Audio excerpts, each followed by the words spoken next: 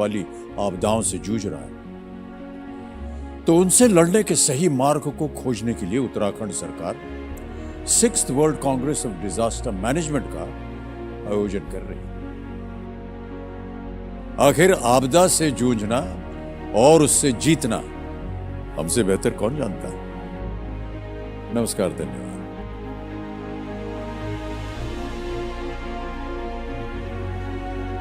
आदिकाल से उत्तराखंड की धरती विश्व को सही मार्ग दिखाती आ रही, कभी ऋषि मुनियों के ज्ञान से, कभी योग के प्रकाश से और कभी धर्म के विचार से। आज पूरा विश्व जलवायु परिवर्तन और ग्लोबल वार्मिंग से होने वाली आपदाओं से जूझ रहा है, तो उनसे लड़ने के सही मार्ग को खोजने के लिए उत्तराखंड सरकार 6th world Congress of disaster management का आयोजन कर रही है। आखिर आपदा से जूझना और उससे जीतना हमसे बेहतर कौन जानता है। नमस्कार, धन्यवाद। मैं हूं पुष्कर सिंह धामी, मुख्य सेवक उत्तराखंड। आइए और 6th world Congress on disaster management में सम्मिलित हों और आपदा प्रबंधन में भागीदार बने। नमस्कार, मैं हूं पुष्कर सिंह धामी, मुख्य सेवक उत्तराखंड। आइए और 6th world Congress on disaster management में सम्मिलित हों और आपदा प्रबंधन में भागीदार बने। नमस्कार, मैं हूं पुष्कर सिंह धामी, मुख्य सेवक उत्तराखंड। आइए और 6th world Congress on disaster management में सम्मिलित हों और आपदा प्रबंधन में भागीदार बने। नमस्कार, मैं हूं पुष्कर सिंह धामी, मुख्य सेवक उत्तराखंड। आइए और 6th world Congress on disaster management में सम्मिलित हों और आपदा प्रबंधन में भागीदार बने। नमस्कार, मैं हूं पुष्कर सिंह धामी, मुख्य सेवक उत्तराखंड। आइए और 6th world Congress on disaster management में सम्मिलित हों और आपदा प्रबंधन में भागीदार बने। नमस्कार, मैं हूं पुष्कर सिंह धामी, मुख्य सेवक उत्तराखंड। आइए और 6th world Congress on disaster management में सम्मिलित हों और आपदा प्रबंधन में भागीदार बने। नमस्कार, मैं हूं पुष्कर सिंह धामी, मुख्य सेवक उत्तराखंड। आइए और 6th world Congress on disaster management में सम्मिलित हों और आपदा प्रबंधन में भागीदार बने। नमस्कार, मैं हूं Durgeshpant, director general Uttarakhand science and technology council, UCOST, Dehradun. Today the world needs disaster preparedness, disaster resilience, climate action, and science and technology centric disaster management systems. In Uttarakhand Devbhoomi, we are organizing the 6th World Congress on Disaster Management from 28th of November to 1st of December. This 6th World Congress will have people from across the world, those who are practitioners, those who are researchers, those who are scientists, those who are stakeholders, those are working in different domains of disaster management. So they will all come over. This is going to be one single platform where everybody will deliberate, where everyone will come together. आदिकाल से उत्तराखंड की धरती विश्व को सही मार्ग दिखाती आ रही, कभी ऋषि मुनियों के ज्ञान से, कभी योग के प्रकाश से और कभी धर्म के विचार से। आज पूरा विश्व जलवायु परिवर्तन और ग्लोबल वार्मिंग से होने वाली आपदाओं से जूझ रहा है, तो उनसे लड़ने के सही मार्ग को खोजने के लिए उत्तराखंड सरकार 6th world Congress of disaster management का आयोजन कर रही है। आखिर आपदा से जूझना और उससे जीतना हमसे बेहतर कौन जानता है। नमस्कार, धन्यवाद।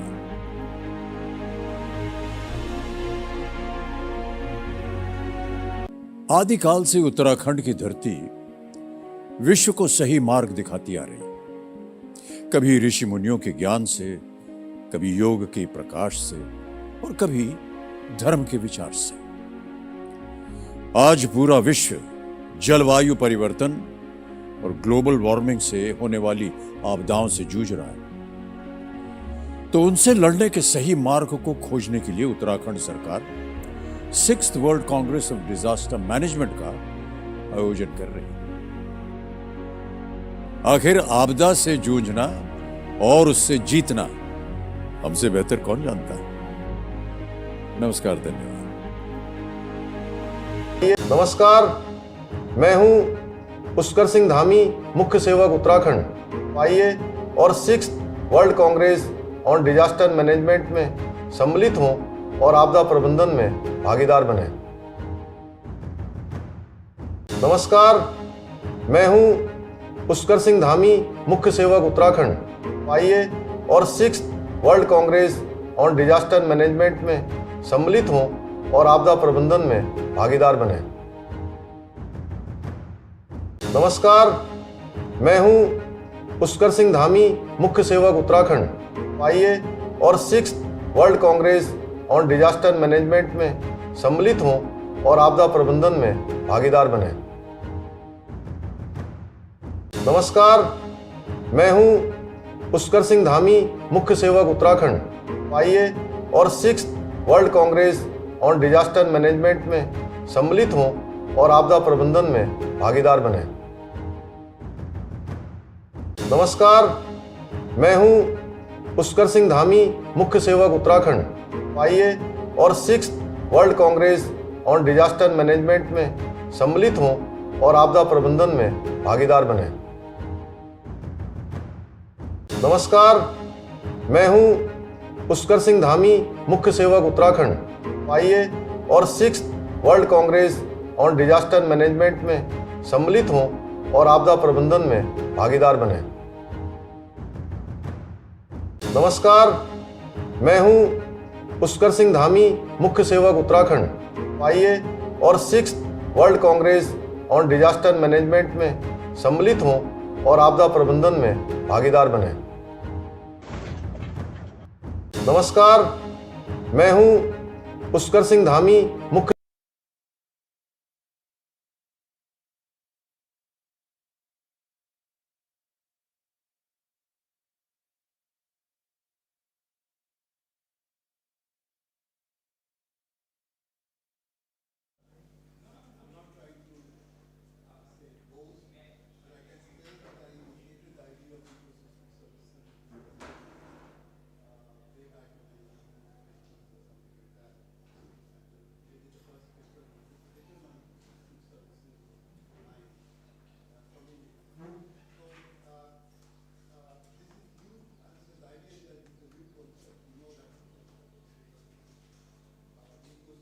mean,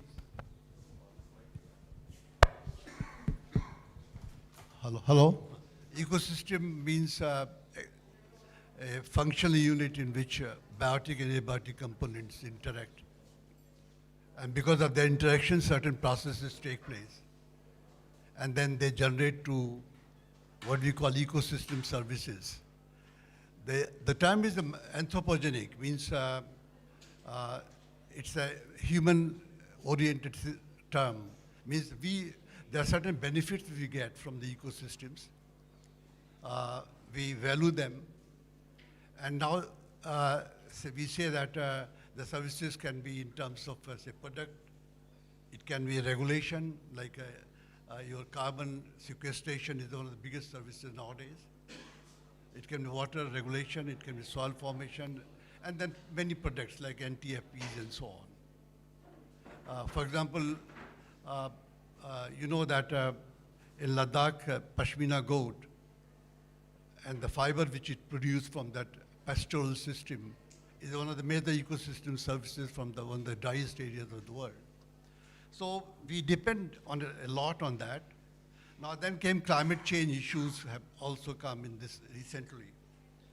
As a part of this whole strategy, how to deal with climate change, especially for, say, those who are poor, those who have less capacity to deal with the climate change.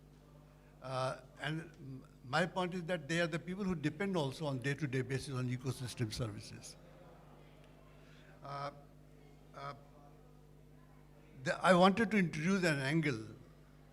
I thought that is which you may think of some use.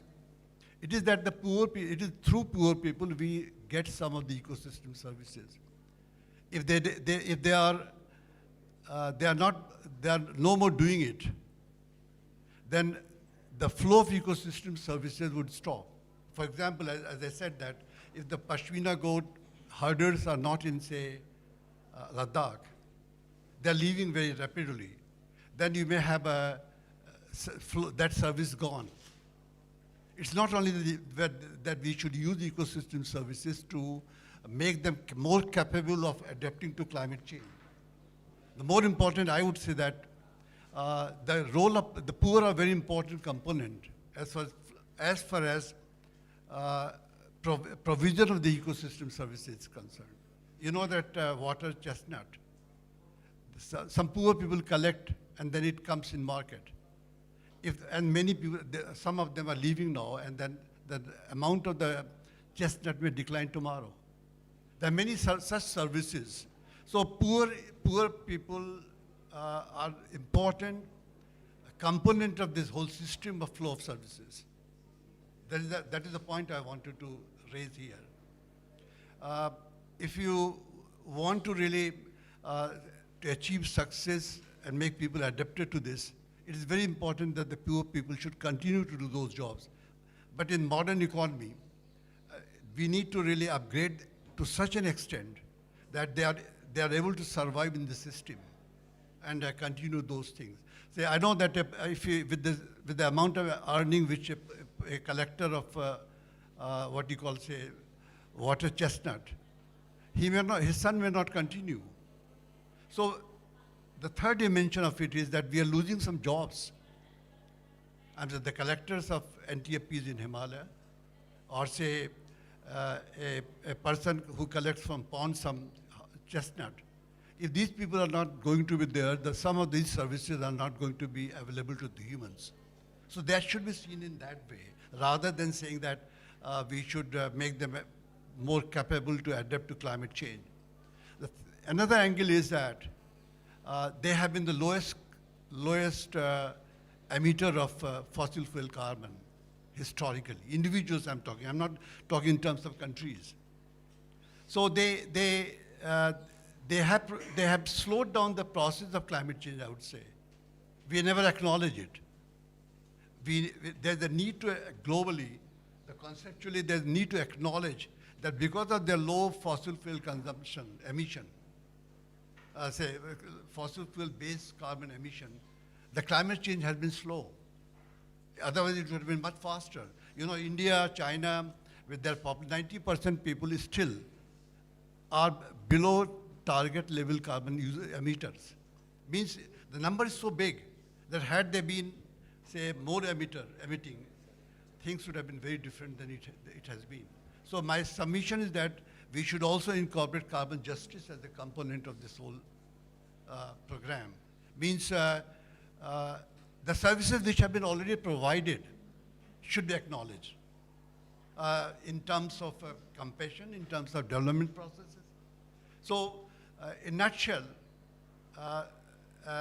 then when we talk about EBA, ecosystem-based approach, then we say that the idea is that it's not centricism. It is something that people should be using the ecosystems. It should lead to making them more capable of managing climate change. So my submission is that we should develop the science of natural harvest of the ecosystem services, which we don't know.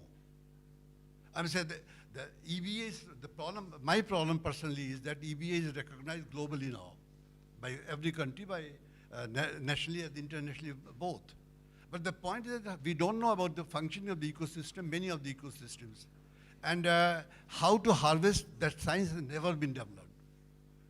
I'm not trying to say it is not new paradigm.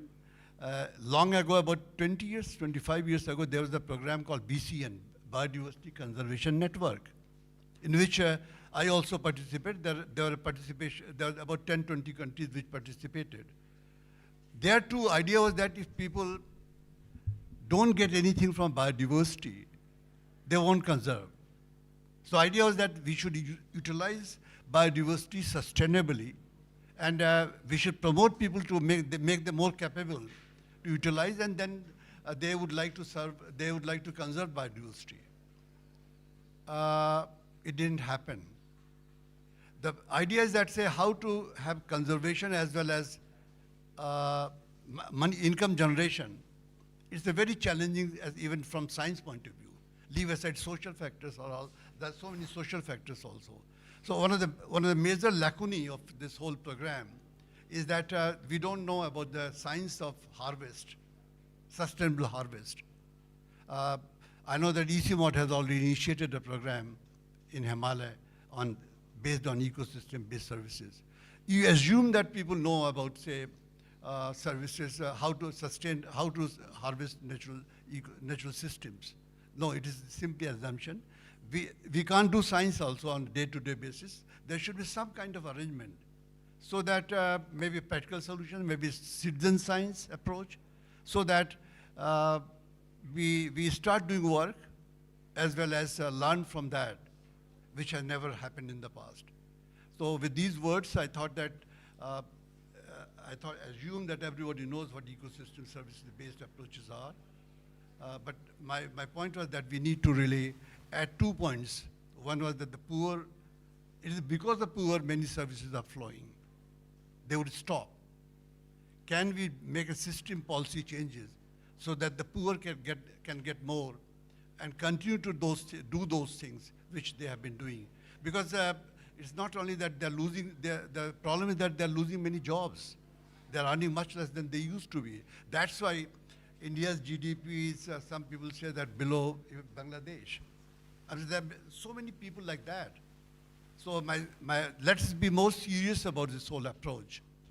Let us be more thankful to acknowledge that the poor, maybe that is their compulsion, but by not emitting less, or maybe, say, for example, cutting small branches of leaves from mountains, not cutting the whole tree. We cut whole tree just to widen road, maybe 100 trees in a year or so. They never used to do that. They used to collect fodder bit by bit. Those services or those contributions should be acknowledged. And in this whole game, the justice sense should be there. The compassion sense should be also there. With these words, I request our experts to shed more light on this issue. Is it that? So if we can help for Yes, sorry. So I'll be brief. Yeah, no, sorry. So thank you, the chair, for the context setting, and I think there's none better than Professor Singh Saab, this forum, to set the context of ecosystem services and ecosystem-based DRR. We have been his student, and we have learned the various facets of ecology from him. He knows more than anybody else. No. So it's your greatness, sir. I also congratulate the UN system, the Office of UN Resident Commissioner Coordinator in India, to take this subject to the forefront of the discussion, jointly with UNEP, UNDP, FAO, and other partners. This shows that how the UN system is recognizing ecosystem-based DRR and ecosystem-based adaptation. And there are certain questions, and we need to ask those questions. Not necessarily that we find the answers right away in this meeting or in the near future. Maybe that may lead to new research questions as well. I think those are very important things, and today's session will certainly highlight certain strengths, certain good case studies, certain knowledge that has been generated, but will also lead some questions for the future thought process. I also share some questions, and I think some of the panelists and some of the delegates here would agree that human being is the most greedy species on this earth. We have started talking about ecosystem services for DRR or whatever after we realize that our own existence is in trouble. We can't survive if we don't talk about ecosystems, if we don't think about ecosystems. Otherwise, we would have never thought of the ecosystems. Second thing, I think that many of us would agree that we don't value anything that is available for free or for the cheaper cost. This is the normal market tendency. The people who do MBA marketing or any other courses in the management or economics, they are also taught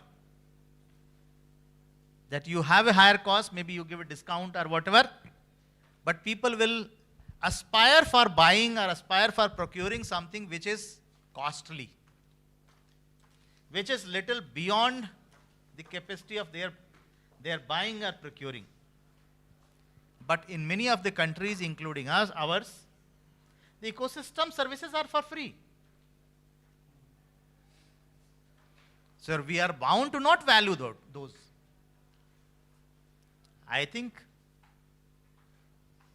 some of the delegates or some of the people may not like this statement that I am making, but this is a reality. So unless we stop talking about the ecosystem services from an emotional angle, and rather we bring professionalism, and rather if we talk of the economic value, the reason is that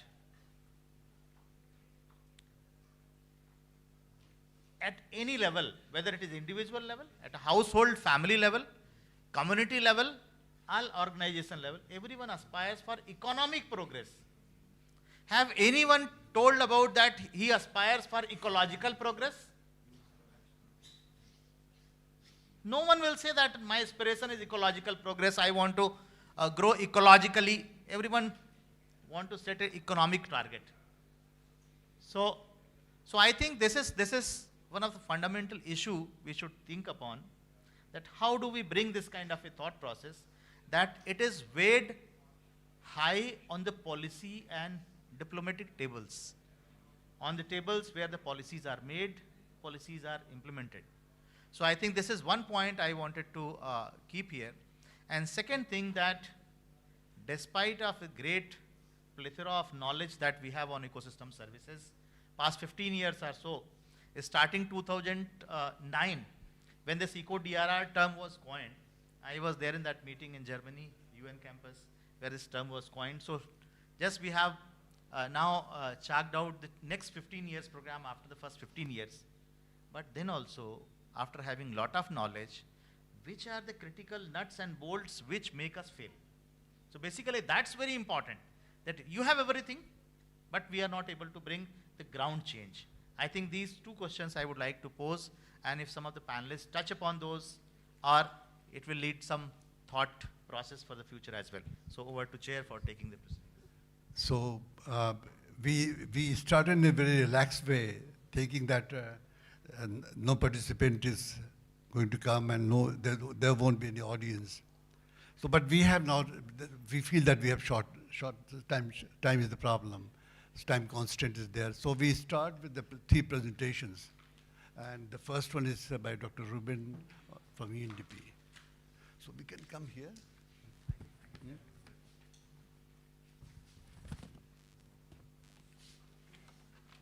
So 10 minutes, so would be okay? Yeah, I'll try to cover it in 10 minutes. Suddenly we realize that we have not enough time.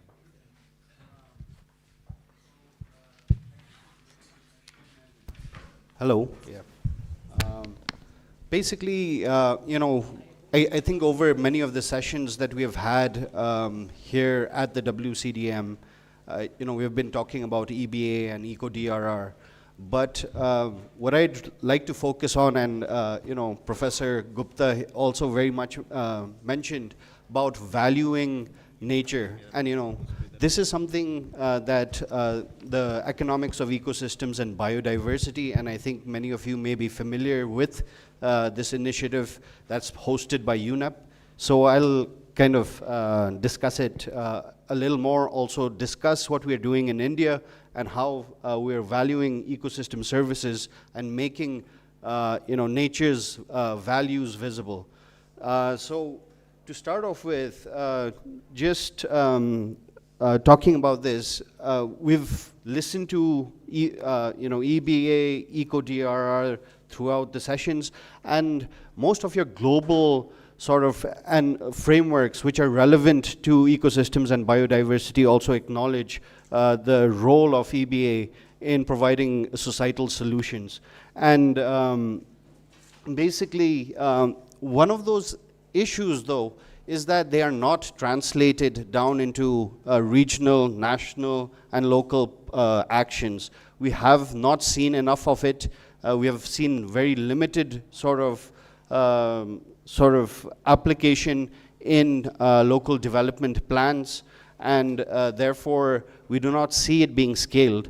But why is that happening? That is something that we need to, that the UN Decade on Ecosystem Restoration that was launched in 2021 tries to actually look at that very aspect.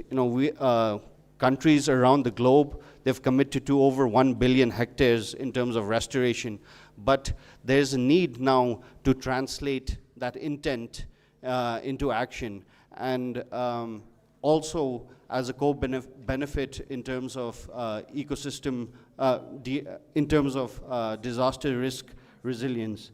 And what I would bring about now is the work we do under TEEB. The TEEB is a global initiative that's hosted by the UN Environment Programme, and it seeks to recognize, demonstrate, and capture the values of nature into the decision making. So many times we have a very siloed approach to policy making, that does not consider the entire ecosystem as a whole and the different benefits that we derive out of it. So what the initiative does is tries to value and monetize those and actually make those visible to decision makers, so that policy can be informed through the values. And here in front of you is the TEEB for Agriculture and Food Framework. This was launched in 2018. There have been several applications of this framework all over the world now. As you can see, on your left vertical column, these are all the set of interactions that are there within an agriculture and food setting. And I'd be speaking more on agriculture and food here. So that comprises your stocks, your flows through the ecosystem, the outcomes, and then eventually the impacts and its contributions to human well-being. At the bottom, on the bottom horizontal, you see the different types of stocks that are actually available to us in terms of natural capital, produced capital, human capital, and social capital. So across the value chain, you're assessing all these changes in the capital base through maybe, and it's versatile. You could use it in terms of studying policy, so in terms of what impacts policy is having on changes in all these four capitals, and how that it contributes in eventuality to human well-being. We've been looking at the agriculture and food sector in around the world under this initiative. It's been implemented in 12 countries. And India is one of those 12 countries that we are studying the organic farming and agroforestry. So the application of the TEEB Agri-Food Framework in India, it began in 2019, and we're concluding this application in 2023. And based on recommendations of the Project Steering Committee that's led by the Ministry of Agriculture and Farmers Welfare and the Ministry of Environment, Forest and Climate Change, we're looking at organic farming and agroforestry interventions in 3 states, which is Uttarakhand, Uttar Pradesh, and Assam, and looking at various policy interventions on these 2, organic farming and agroforestry. So PKVY, the Namami Gange initiative, then also the National Agroforestry Policy, and also now looking at the Mission Organic Value Chain for the Northeast region and the National Bamboo Mission. So looking at how over time, when these are scaled, what are the benefits we then actually, we basically get from, scaling these interventions on organic farming and agroforestry. And the idea is to then inform also many of the national priorities, including doubling or enhancing farmers' income, crop diversification, and disease on carbon sequestration, and also, India's commitments on, restoration of 26 million hectares of degraded land. And more recently, it'll also contribute in informing, national implementation of the Kunming-Montreal Global Biodiversity Framework. So these are our study areas. We've covered different districts in Uttar Pradesh, looking at different sort of agroecologies, but also looking at the different sort of demographic pressures. In Uttarakhand, we've taken 2 watersheds, the Kosi watershed and the Kailash watershed, representing 2 different geographies, and looking at how agroforestry and organic farming, when it's scaled up, what are the values in terms of ecosystem services. And more recently, we've also expanded to Assam, and that's looking at the whole state, and that's our focus there is on MOVCD, as well as the National Bamboo Mission. But now what I will do is try to demonstrate some of, so sorry, before I get into that, there are a couple of applications. So this is how the process of application of the TEEB Agri-Food Framework works. You identify that study area. There's a scoping and scenario setting exercise. This is done through stakeholder consultations at the state and local levels, and as well as with national experts. So what we're doing is we're combining policy scenarios, looking at the business as usual case, along with maybe a pessimistic scenario for scaling, and maybe a optimistic, and seeing what are the differences in these scenarios. And we're combining these with different climate scenarios so that we're able to capture in totality what would be the change in those ecosystem services. We finalize those methodologies, and then finally get on to the scenario modeling and valuation studies across the value chain, across those 4 capitals that we discussed. And finally, how does that then translate to evidence for some of those changes that we require in policy to take on more of a holistic approach? So from those consultations, in these 3 states, these are the different sort of ecosystem services that we are actually modeling. I mean, these have been modeled, and we have arrived at different values. I'm going to pick out a couple to just go over, just to show you what evidence we have for scaling up EBA in terms of agriculture. So here is just, the Kosi watershed. I'm just showing you here the different type of, these are the business as usual scenarios from present to now in terms of organic agriculture. What I maybe want you to look at is the change in terms of the pessimistic scenario. If you see more red on it, that means more area under organic farming. So we're looking at these changes in LULC, in the land use, land cover, in terms of area under organic farming and area under agroforestry, and looking at, and then combining it with climate scenarios to then give you a couple of results. So here, the green bars, these are representative of your optimistic scenarios, where you're really scaling up, agroforestry and organic farming in that in the watershed. And as you can see here, the ones that are basically in yellow, what this shows you is under optimistic scenarios where you have really scaled agroforestry, really scaled organic farming, you have much lower soil erosion rates from that watershed as compared to the red bars, which are the pessimistic scenario. Yeah, sorry, I'll just take 2 more minutes. I'll try to really go through quickly. But similarly, in terms of sediment flow, you're also seeing lower sediment export from the watershed. These are valued, using different valuation methods to arrive at different prices as well. We've done carbon sequestration as well. This is from the Uttar Pradesh study, looking at how organic farming and area under agroforestry are being, if they are scaled up, what would be the carbon sequestration potential? Here you can see clearly under the optimistic scenario, the much larger benefits that farmers can actually then basically benefit from if agroforestry and organic farming are scaled. Similarly, from demonstration plot studies, you see benefit cost ratios that basically suggest to you that switching over to organic farming and agroforestry could make a substantial benefit in terms of incomes for farmers. And this was also from a study on ground in terms of changes in microbial population and improvement in soil health because of a switch over to organic farming practices. So all of these are being valued at the end.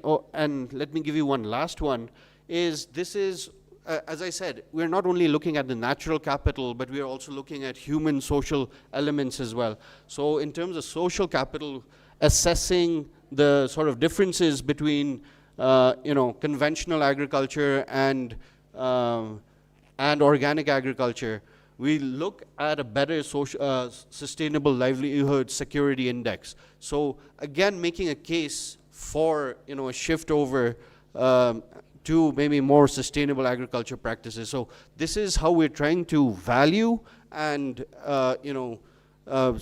steer policy towards having maybe larger budgets for sustainable agriculture. So this is going into the planning processes.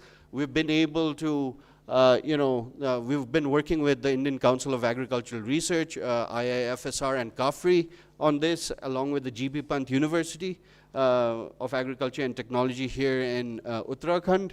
So we're looking at, scaling up these assessments countrywide through the INOF, All India Network on Organic Farming. This has also been introduced now by ICAR into their syllabus. So these are, going to actually help scale up and, value ecosystem services in terms of sustainable agriculture. But the main idea is to make that evidence more firm, more solid in terms of, scaling up ecosystem-based approaches. So with that, I'll conclude my presentation. I think I am wearing 2 hats. I'm also having to work as an MC here. So if I can pass it back to you, sir, Chair, for taking the session forward. Yeah, thank you. Thank you so much. Yeah. I think questions can be at the end. I think that So our next speaker is Dr. Anil Gupta. sir, so I'm a co-chair, so I will make a summary. Or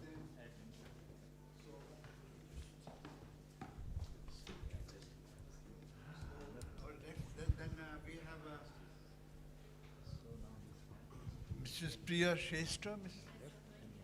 So you ready? Thank you so much. So, I think sorry for it's okay. I looked at You want?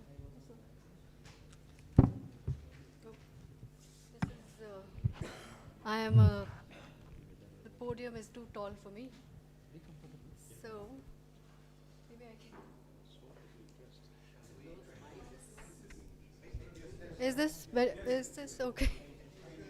Sorry, I didn't realize I was so short. Yeah, but maybe, okay. That is done. FA was already done. Now the next presentation. I think she's from UNDP.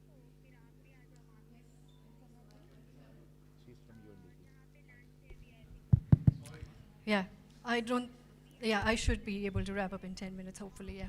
So thank you, it's a pleasure to be here. I come here from Gangtok in Sikkim, and lovely to be here in Dehradun in such warm weather in end of November. Exactly the same thing that we are also experiencing in Gangtok. We haven't taken out our woolens just as yet. So I'll just quickly, I've rustled up some points together, and I'll try to talk a little bit about biodiversity conservation, because that's basically my line of work. But also, of course, I cannot do without presenting a little bit on the Sikkim disaster, something that we are just coming out of. And then try and see, where we, and end with a few challenges. So I hope that I make sense towards the end of the presentation. So, if you can just go back to the second one. Yeah, so I mean, I think in the plenary, we discussed about Sikkim a little bit from Mr. Ravi Singh. And, so if you look at the Sikkim Darjeeling Himalaya, it is really this slice of, that represents what the entire IHR is all about. And he mentioned how, this stream that falls within 10 miles, I think, from, near about Arctic conditions to tropical. So basically that is what characterizes Sikkim, and that is what gives rise also to, so much of biodiversity. But then if you, again, there is such a big overlap that we have in these areas, that we have actually been living with disasters. It's not something new, so I'm not an expert in disaster, so to say, but we all have, I think, living in the mountains, this lived experience of, of disasters. We've grown up with stories of, this photo is from Darjeeling, right in the middle of the town, where there was this huge landslide. And of course, we did mention earthquakes also. So it's not just landslides, but then it's a whole host of, disaster events. So just to mention that, again, this is something we've grown up listening to, the 1968 disaster, which is something, really talked about, where, there were over 20,000 landslides. And of course, there was very little documentation, so to say, in those days.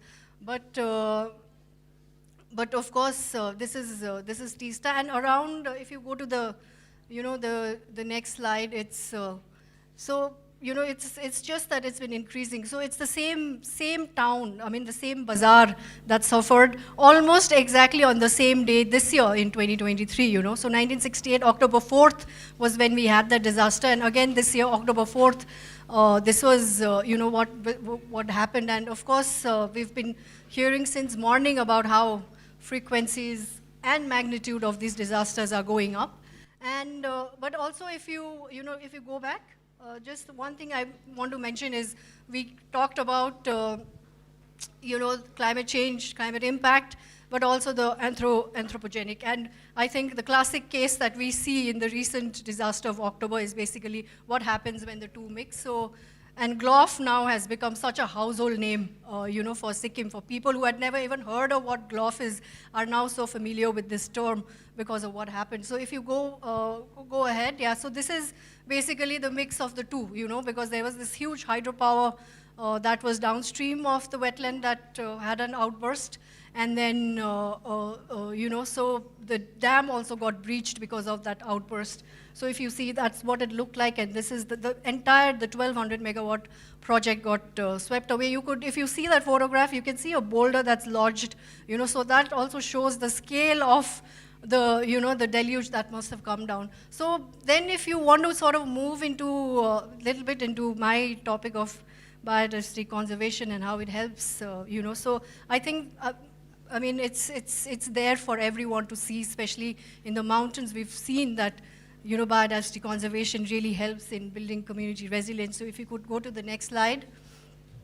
Yeah, also just to sort of mention that, it is, again, a given that it's mostly the marginalized people who suffer the most, and how do we look then at adaptive capacities of, of these people. Yeah, so then again, I mean, I don't really need to harp on how, how rich our mountains are in terms of, biodiversity. It is the basis of resilience for mountain communities. And more we've seen with every instance that happens, how communities have to fall back on their traditional practices, so in the face of increasing environmental challenges, we have seen that more and more there is this fallback. We've seen that with COVID, we've seen that with every disaster. For instance, entire North Sikkim is still now, after a month and a half later, it's still cut off. The roads are still... yes, it does. So I've mentioned it, touched upon it very briefly in my challenges slide. So yeah, so if you could... yeah, so then if you talk about, fertile soil, natural springs, everything that, the mountain community are, the entire ecosystem services is basically, that's what they're... So I'll just quickly sort of give a few examples from Sikkim. Some of it might already be sort of heard of. I mean, I think Sikkim's biggest thing is the organic mission, where the entire state decided to go. So I think that's a really good example of how, for agriculture resilience, but also for nutritional, the environment health as well as nutritious food for communities. Then the other one, of course, is the one around spring shit conservation, which is, again, a good example. And then the recent one is on land terracing. Again, this morning we talked a little bit about how land use, planning needs to be done in a better way so that it sort of benefits. So, because most of the agriculture fields are on such sloping terrain that there's a lot of runoff and of topsoil. So, there is this concerted effort to now really do land terracing in a very systematic manner that the government is trying to sort of take this forward, which sort of reclaims, the sloping land, and then farmers also have more land to sort of, so again, it increases their income generation, etc. Yeah, so of course, because I'm representing UNDP and then the Secure Himalaya project, which is ongoing in 4 states, which is built around snow leopard conservation. These are some of the activities that intervention that Secure Himalaya is trying to put together is, look at high conservation value areas, look at sustainable management plans being developed, look at the biodiversity action plans, illegal trade in wildlife, and the one that really looks at building community resilience is promoting the traditional nature-based livelihoods, be it with nettle in Sikkim, sea buckthorn elsewhere, and handloom, etc. in Uttarakhand and Himachal Pradesh. So, I mean, I think I just have one more slide to talk about challenges. And again, this is, I think, something repetitive from what we were discussing in the morning about, loss and erosion of traditional practices, and how do we sort of safeguard those, and how do we, bring those again back into,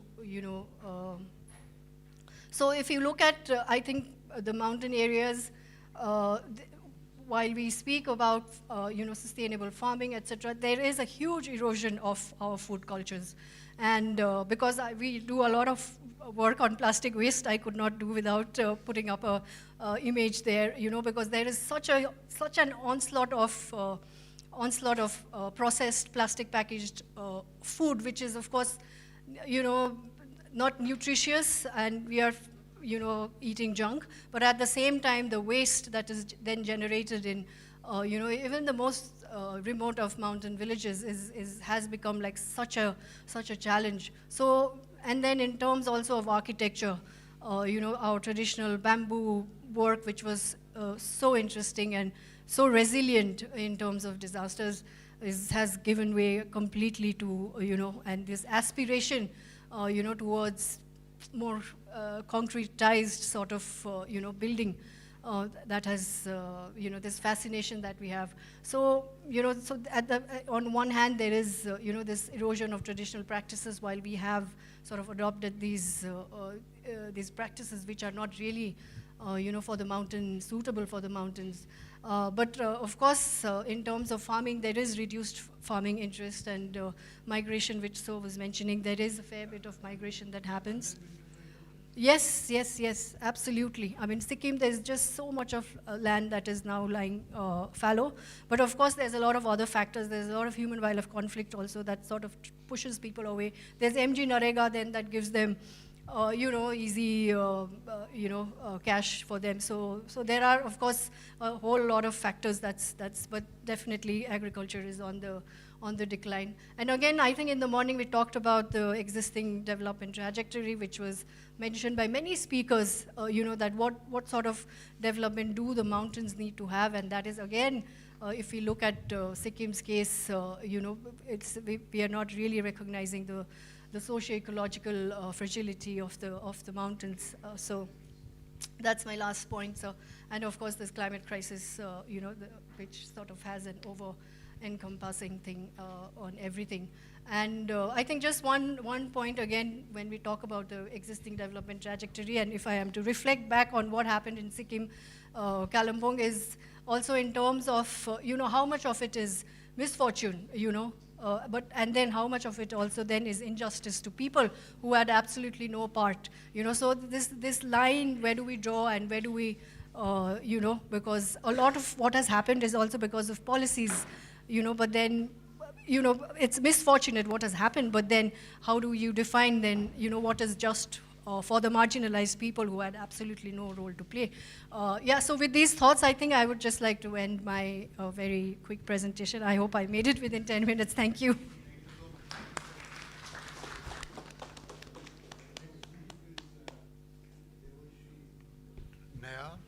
Nayak.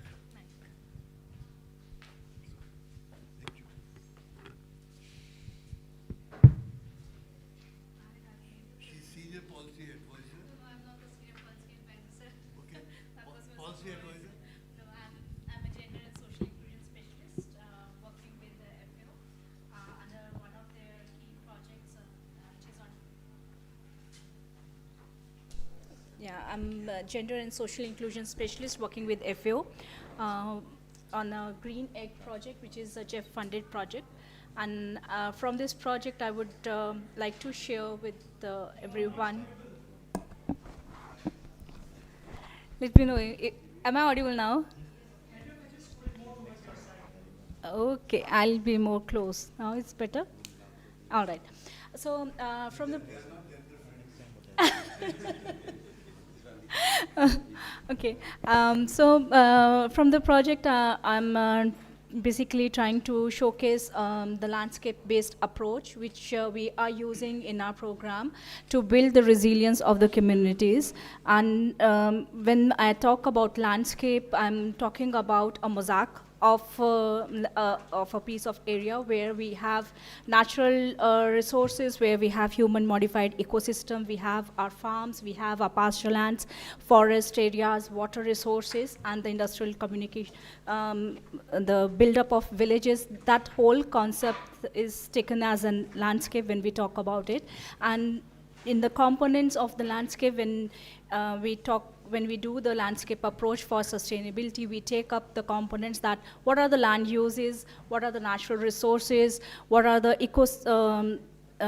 economic generating systems in this, how is the economy, what is the social and cultural behavior, what are the institutions that impact the whole land use and the natural resources. Plus, there is another factor, which is the external factors, which are mainly the government policies and the investment and the policy schemes, which overall has an overarching impact on the land use and the landscape governance or the landscape of any place. Why the landscape is important is because it runs into, gives you a lot of services that we have been talking from the beginning of the session. Let it be regulatory services or the provisional services, which mainly are the production services, or the cultural services. The landscape has its own cultural values, and the supportive services in terms of the ecosystem services, the nutrient cycling. But what has happened is over ages and overuse of these services has resulted into unsustainable practices, leading into disservice of these the whole landscapes. The key elements that we look into any of the landscape approach is that it has to be a process which is integrated and it's multidisciplinary. The natural resource management, environment, and livelihood has to be combined together. They cannot work in silos. Human activities, they are the key integral part of any of the landscape approach or any system that we would like to work in. And it requires, as I said, the multi-stakeholder interventions. When we talk about humans, it's not only the farmers, but it's also the other stakeholders, the market players, the policy makers who have an impact on the landscape. In the approach, we take up two components. One is integration and overcoming the institutional boundaries. So we prepare the map and see what are the institutional arrangements, what are the lacunas, what are the priority actions to be taken up, and how they can be together integrated in a better way. It is mainly towards the management of the production system and the natural resources, which will give a key ecosystem services to that location or that landscape that we will be looking into. And it's not a short-term solution, it has to be a long-term solution, which will be with different stakeholders, different groups. To achieve multiple objectives, we can, in the landscape approach, it's not only for agriculture or environment, it has to be in different areas. What is the scenario right now, why it is not working? Because landscape approach is nothing new. It's been there and it's been implemented in many of the plannings. But what is the current scenario is that most of the our department ministries have their own mandates, which are sometimes conflicting. Forests want to preserve the forest, agriculture wants to increase the agriculture area, the mining ones wants to do more mining, environment wants to preserve the environment. You have animal husbandry departments who wants to increase the productivity of animals, but in doing so, they are dependent on the forest and the agricultural land. Also, these all departments, these all government functionaries, they have their own silos, they have their own mandates, they have their own programs which are working in individual capacity, but they are not combined together. So what this landscape approach does is that they bring in all together, encompassing them together for the interest of the larger community, for the interest of the larger landscapes. What we do is that we take up a whole, it's a management approach, wherein we take the landscape assessment, which provides us deals of priority issues which the communities has, what they will identify as the priority issues to resolve as a solution for their landscape. We prepare a management plan or green landscape management plan in consultation with the communities and with the policymakers and the government schemes, which is implemented.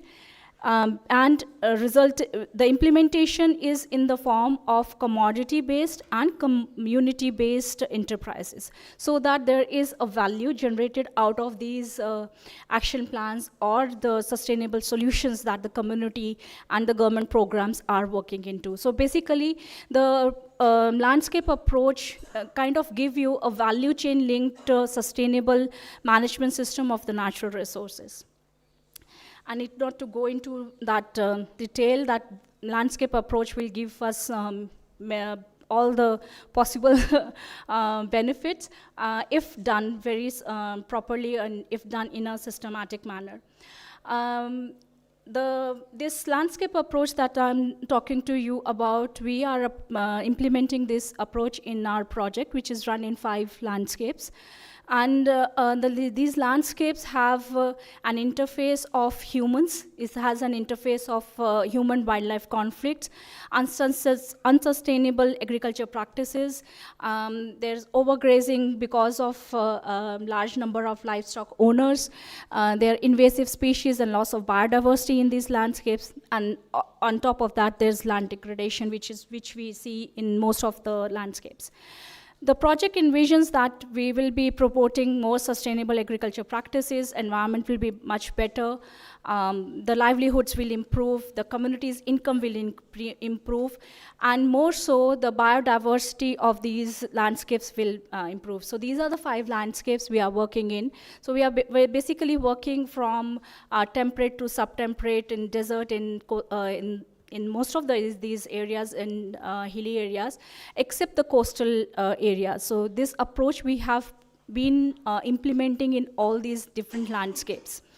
The fundamental component, it's collaborative planning, management, and accountability, that who will do what and how, and then the effective implementation and monitoring of that.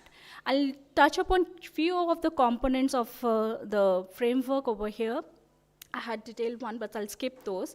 But mainly one is the primarily assessment of the landscape, which needs to focus on the geospatial analysis. You have the secondary literature, you take up the information from the community, the household survey information. So from the community, you take from a detailed discussion of the community, then you have the focus group discussions, and then the household level information, which all will give us the assessment of the landscape in terms of what is the land use, how are the environment going, what are the drivers of these land uses, what are the social economic aspects on it, and what are the policy programs, and how is this landscape being what it is right now, what we see.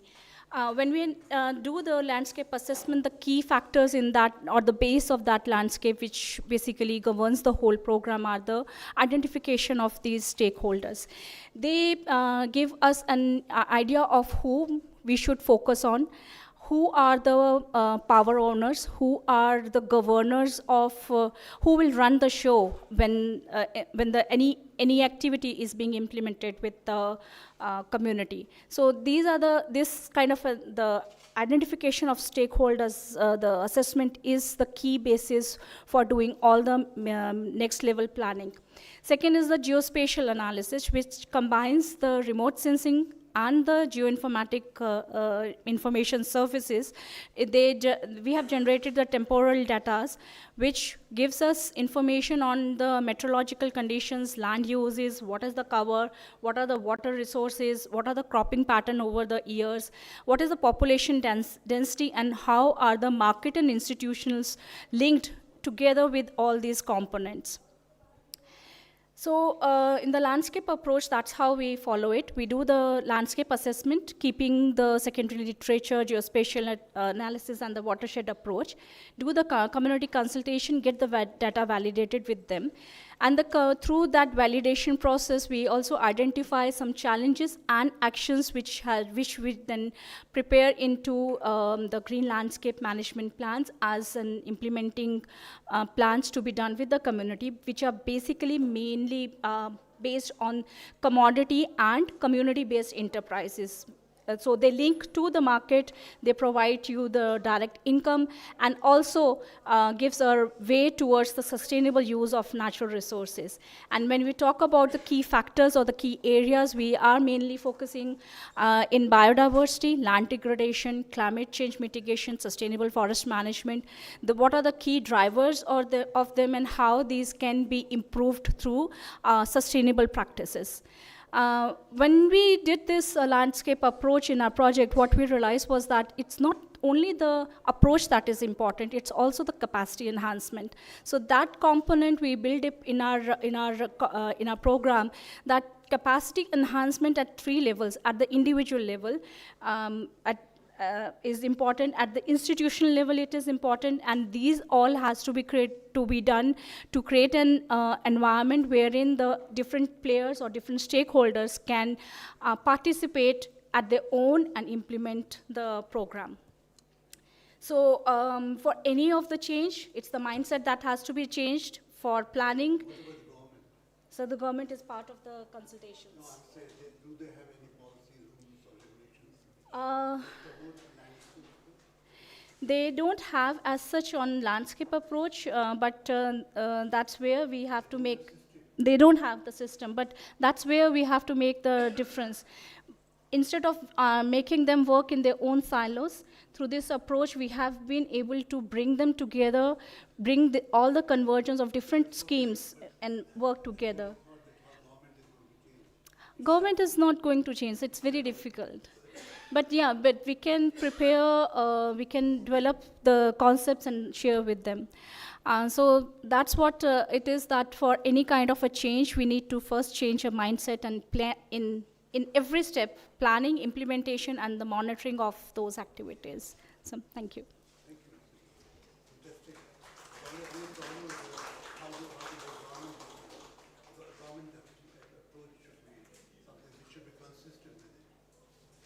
It is an interesting point that the landscape means there are many ecosystems which are interconnected. Ecosystems are never alone. So the idea is this.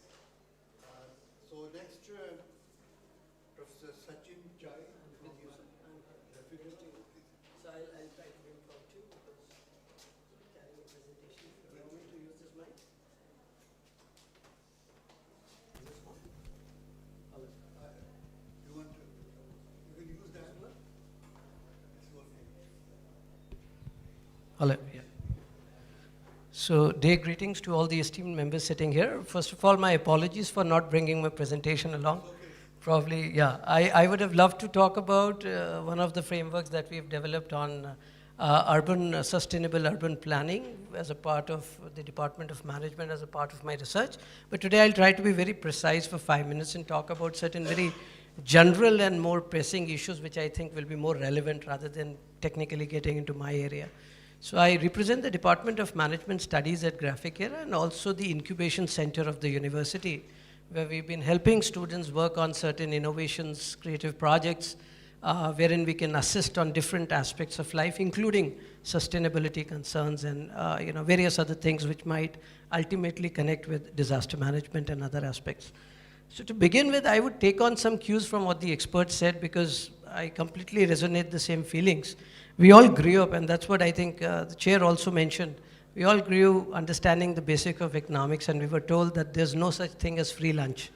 And there are always trade-offs in life. So for every other thing, you have to pay something in return. And I think these concepts have, to a great extent, remained into the books. And we have struggled to see this in practice, and probably the 3 aspects that I'll touch about today. The first aspect is education. Sensitization of people at an early age to understand their responsibility towards mutual coexistence of societies is very important. And also maintaining harmony with the economy, the ecology, and the environment in which we exist. And I think that charity has to begin from home, and then it has to happen at an early level in schools. I think most of you might have, during your school days, done a lot of projects called SUPW, and you might have participated in a lot of painting competitions, a lot of other things. Even during the openings, as a precursor to this conference, we had a beautiful painting competition where, not a competition, but I'm sure that there were a lot of painters from across the country who came and participated, and they made some beautiful paintings on the canvas. That's great. I mean, as a feeling, as a gesture, it is worth, it's commendable. But what happens is that from that level, till the time you graduate out of your schools, we have not seen more constructive, more creative, and more innovative projects happening in that area. We are very glad that in India, we've had these Atal Tinkering Labs coming to schools, when the students have been nudged to think and creatively apply their knowledge and probably come up with very innovative projects. And that's how artificial intelligence and machine learning and everything is falling in place. But still, there is a difference. I mean, the foundation of education has to be strong to tell students about these very aspects of life. So how do you live in harmony with the environment? How do you understand the concepts of carrying capacity? I mean, I'll tell you a very interesting study that we did, and we found that most of these smart city projects, when we undertake, the government undertakes, and there's a lot of public polling that happens for those projects, people talk about what changes do they expect in the city that they're living in. And we've been ranking those cities in terms of their performances. But I found it was a very interestingly flawed approach, because most of these rankings were taking data from people who were presently living in those cities. And believe you me, you all know that cities will always have a demographic change happening every 5 years, 7 years, 10 years, with new people coming into the cities and new expectations coming up. But we found that the aboriginal population of those areas, or at least the people who've been staying there for the last 50 years or 60 years, were actually not the ones that were included to a great extent into those rankings. So I'll give you a very interesting example. You take Dehradun as a city, right? And as part of development, we all understand that the need for resources will always be competing. That was a very pertinent point that Madam also made, that we all understand. I mean, this is debatable. We bring this to our management classes also. We ask them these questions that we are right at the lap of Rajaji National Park here, right? And we understand that there's a lot of monkeys getting into the campus every now and then. So human-wild conflict can be a very common thing, apparently visible here. And now it's quite debatable whether we are encroaching into their residence, or they're probably getting into us. All these things have to be brought to the classroom at early levels, and there has to be serious changes into the curriculum that is happening in order to help students at least create a knack for these kind of problems that are going to arrive, and to make more responsible citizens in the future. So we've started doing that as part of the incubation center. I'll be glad to share with you that out of the 30 plus startups that we have raised out of the institution, we are one of the biggest nodal agencies of Uttarakhand for innovation projects and startups. 3 of our very good startups have been working almost in the similar arena. So we have Sunfox Technologies, though they worked on a very small ECG machine. It was as small as something that you can keep in a matchbox. But the idea was that these machines were created to help the elderly people living in their houses and giving them the confidence to move out, even if they're heart patients, to easily track their health and using a mobile phone, and very conveniently enjoy their lives. This actually became a part of the remote telemedicine system, and today we can provide medical health services to different agencies in the remotest areas of Uttarakhand. The second startup that we developed was more in the area of recycling the plastics and making tiles out of them. So Plates Innovation is doing fantastic in that area. If we cannot actually recycle, we are trying to reduce or at least reuse those materials, and they're doing well in this arena. The third startup that we had was D-Town Robotics, and they also are working on the drone technologies, and they were probably the pioneers in the region to work in that area. And they actually were very instrumental in helping the agricultural sector, in helping the administration of Uttarakhand during COVID, to make all these surveillances and help the management and administration to identify the pockets where were the greater densities, where there were more COVID cases coming up, and also providing reinforcement to people. So this is one example from the first point that I wanted to make, that education needs to come forward. Disaster management should not just alone be an area for the scientists and for the engineers and for people coming from a very different spectrum of the society. So we as faculties from management, economics, arts and science are equally important to be contributing in that area. And the most important, as I said, is the sensitization of students even before capacity building happens. The second important aspect of my precise talk with you would be the role of the government. Now we all understand there's nothing to be doubtful about the emphasis that the governments across the globe are making towards ensuring sustainability and disaster resilience and so many things. But then there are certain shortcomings we have seen across the globe. I mean, see, different governments have different, I would say, capacities to work. The developed part of the world probably can be resource rich in the other sense, while the developing part of the world, we said, are more prone to facing these challenges. Similarly, within a country also, we could see a lot of states have their different levels of prowess to deal with these situations. The municipal corporations of different cities are performing at a very different continuum altogether. So I think it's important that we understand, and all of us through these conferences try to force upon this point, that planning actually is more important than making plans.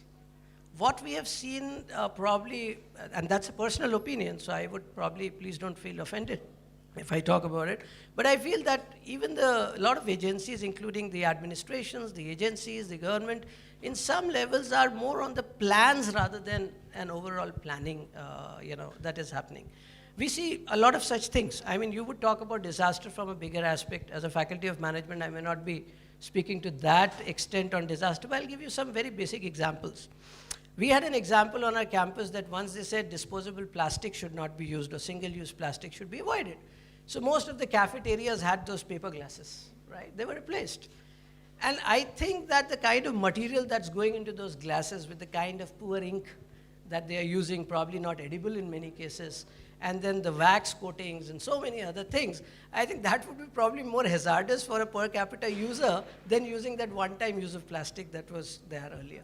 So these are examples of how, I mean, and plastic we all know was probably one of the greatest innovations we all came across. And after almost a century, we realized that it's being, a challenge to the environment. So I think that's where a more holistic approach towards sustainability, towards ESG, and towards probably a more balanced growth has to be taken into consideration. I also talk about development. I'll give you a lot of examples. I mean, you must have seen them apparently in your area. I belong to the city called Dehradun. And if some of you have visited this city probably 20 years back before it became the capital city of Uttarakhand, it was probably on the world map as one of the most picturesque and the tourist destinations of Uttarakhand, of India. And probably, as we call it, as you see in the US also, we call it a retirement and a school city of India. I don't know how many of you would wish to take up a retirement now in Dehradun after 20 years when it is the capital of the city. So another few months you would see that the distance between Dehradun and Delhi would be cut down to probably 2.5 hours of journey. I mean, are we sitting on another possible disaster?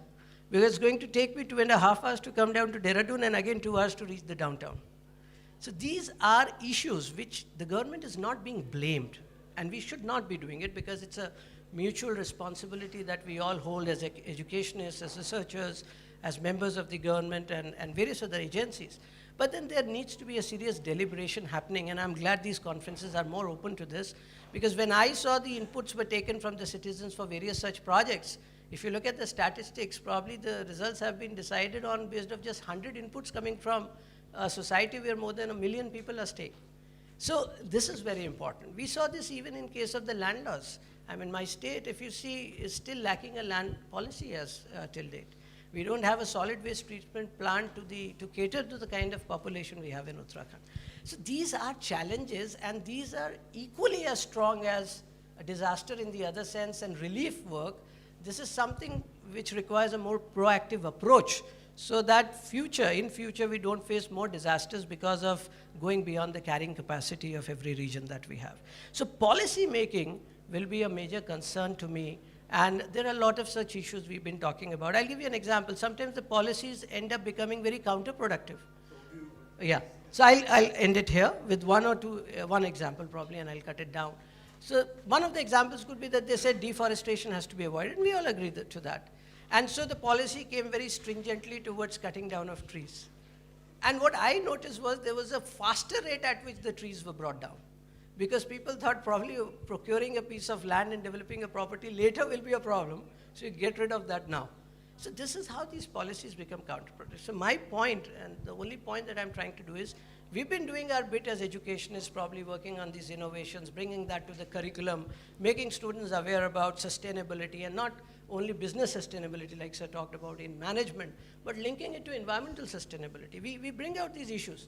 We tell them it's not a Hollywood movie where you're talking about saving planet Earth. Most of us have seen students drawing this diagram. Save Earth, save planet. But my question to all of us is, actually that's also a flawed approach. Can any one of us, and are we supposed to, and do we have the competence to save Earth?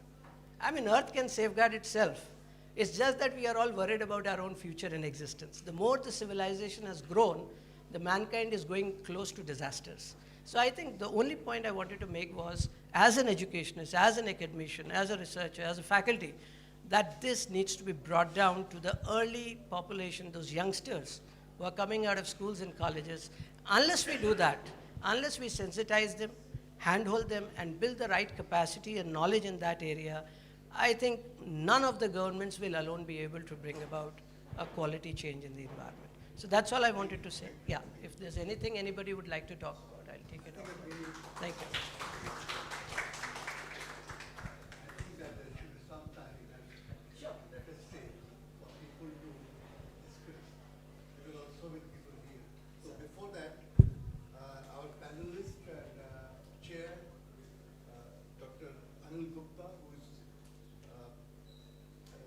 National Institute of Disaster Management.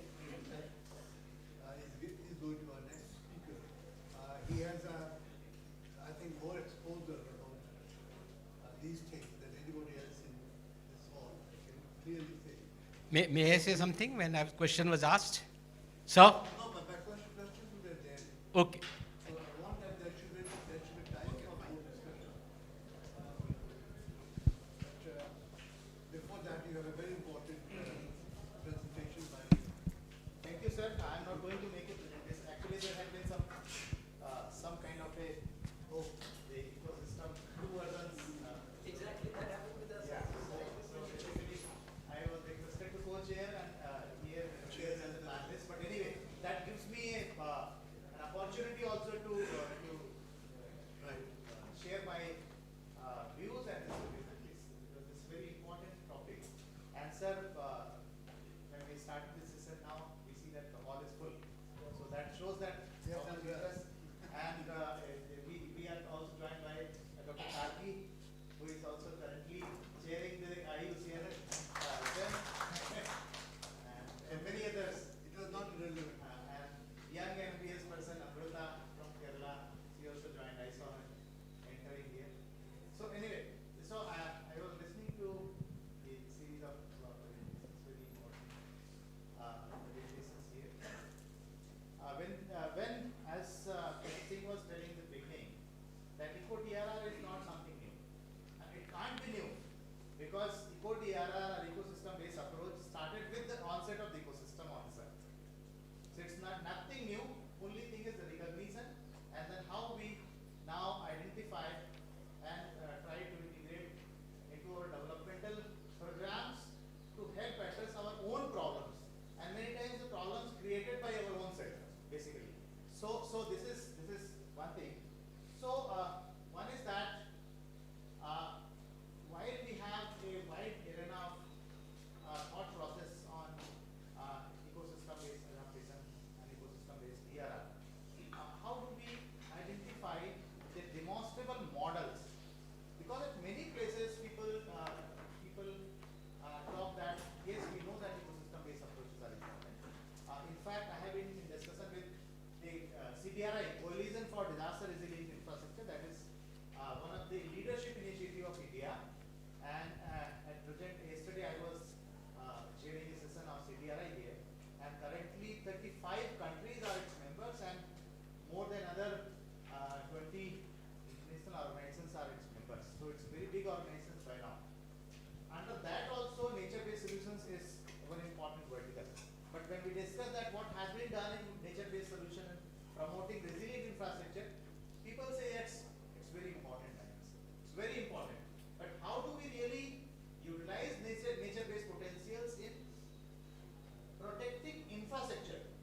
I think there are a lot of gap areas. Similarly, when we say that we want economic development and sustainable economic development, how do we really integrate nature-based solutions or ecosystem-based interventions in sustaining our economic development? We know, theoretically we know. My colleague, Professor of Economics from Graphic University was explaining very nicely. We all know that the economic sustainability is very much dependent on the ecological sustainability. And in fact, sir would recall the Millennium Ecosystem Assessment of 2005 that loudly made it clear, and in fact that relates with the Kuznets curve that we discussed, that the economic slowdown globally past 20 years, what is the reason? We have the much advanced technology, we have grown, we have nanotechnology, we are into disruptive technology.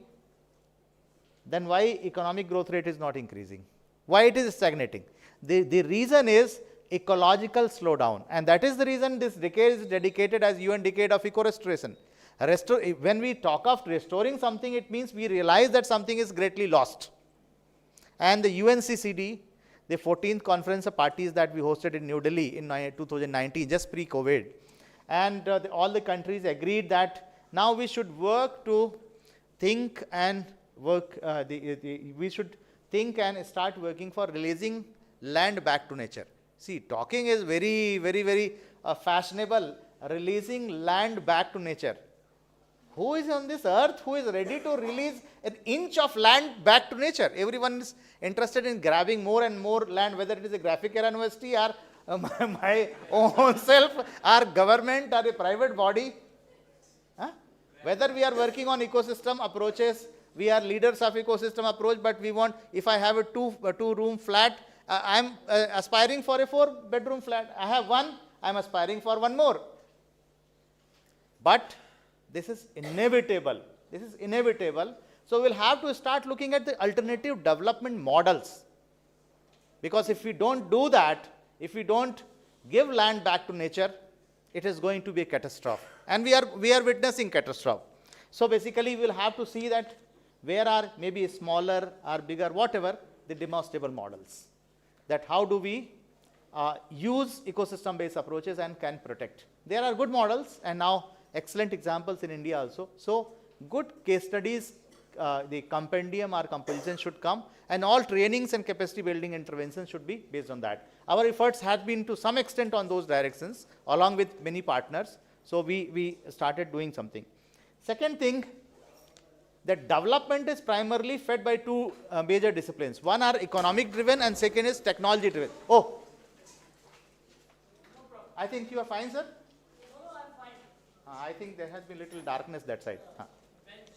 Oh. Oh, please take care. So, no, I think it is fine. So, the second discipline that governs the development pattern is technology. Do we ever teach anything about the ecosystem-based approaches to our engineers? In the 5 years or 4 years curriculum, there's nothing about value of ecosystem and sustaining the development. So and whereas the reality is that whatever technologies we have brought, whether it is neural network, the entire artificial intelligence is based on the neural network that we learned from biology. The entire aviation that we learned from the birds. So anything we have learned from nature, but we don't anything called natural technologies. We don't recognize nature-based solution as technology, but this is the inherent technology. This is the technology is given by nature. So first of all, we should recognize that these are the technologies and should be taught to our engineers and engineering planners also. And the second thing, we should recognize that this is the ecosystem sustainability is fundamental to economic progress. And the third point, that when we talk of the ecological, the land restoration, so the land degradation is faster as compared to land restoration. We are putting some pilot this thing. So basically we'll have to look at that, the fast rate of the transformation and thinking and the paradigm shift, more particularly the urban areas. The urban flood, which has become a major concern, so that also gives an opportunity that the city administrators have started thinking on those lines. Now mayors are also thinking on those lines. That gives an opportunity to percolate the ecosystem-based approaches. The next aspect is basically the landscape approach. We are talking landscape-based approach, but in India or in many other countries also, if we look at the master degree curriculum or the engineering curriculum, do we really teach landscape-based or landscape ecology or landscape ecology-based planning anywhere? Very seldom, very rare this thing is being taught. So we need to think about those lines, and more particularly, how do we utilize landscape-based approaches in industrial estate planning or industrial area planning or the economic corridors that we are working. And second thing, that urban we already discussed, but even industrial and other areas also. Capacities, I think that is a great challenge. We are talking about the ecosystem-based interventions, and we have expertise, but that is located in strategic locations. The city, national capital, state capital, not down the line. But all the developmental challenges, including the disaster-related challenges, climate change-related challenges, are being faced multiply at the specific locations, maybe the districts, sub-districts, or even the village level. How do we increase the capacity of the people who are working on the planning of at the village level, or the small towns, or tier 3, tier 4 towns. At least some people, and basically, and for that, the capacity building packages have to be customized basically. And the simpler examples, those people can understand. Not the high technology, not the high, Karki Saab is here. So while a base is doing a lot of great work, but those reports are of less value to the people who are working at a village level.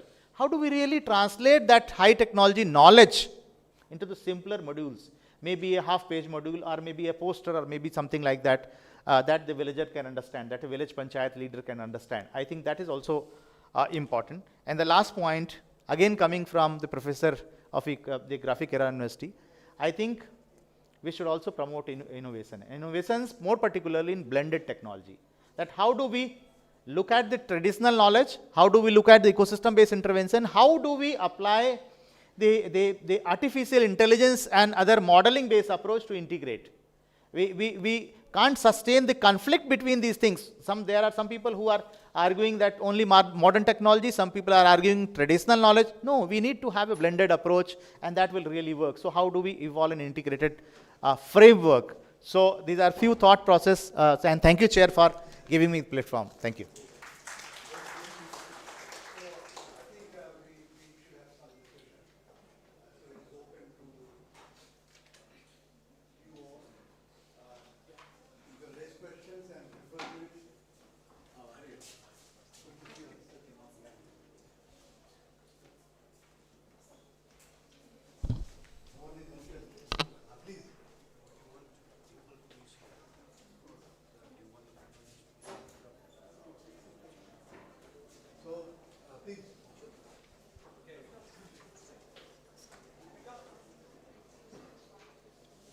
So we have, she was telling me it's 4:30.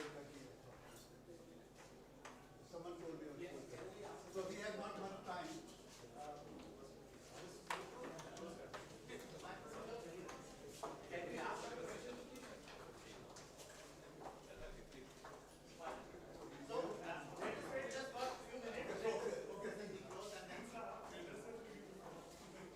Please ask your question. Okay, thank you very much.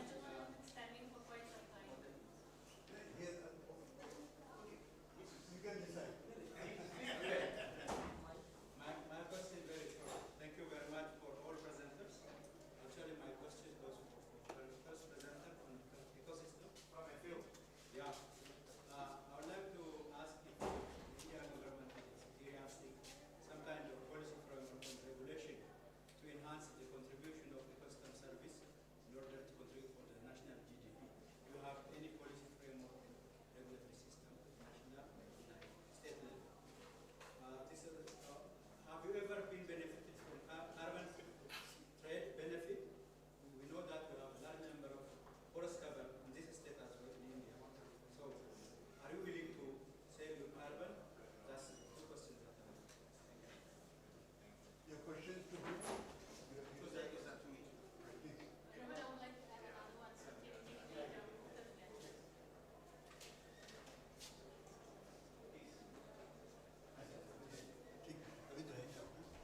My name is Peter Modi, Director of the Modern Institution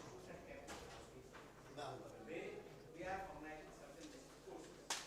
Now, the point is, when we are talking about disaster, pre-disaster, and it's all right, that all this planning is going on very hard. Similarly, post-disaster. But during disaster, what we have to do?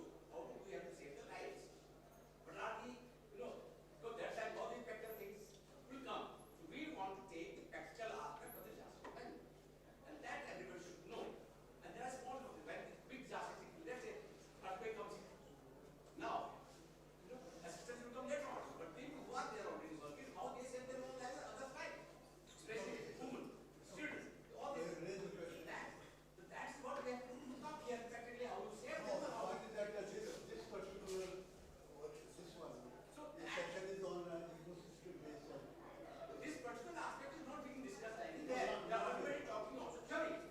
Theory can, I can talk a lot of this.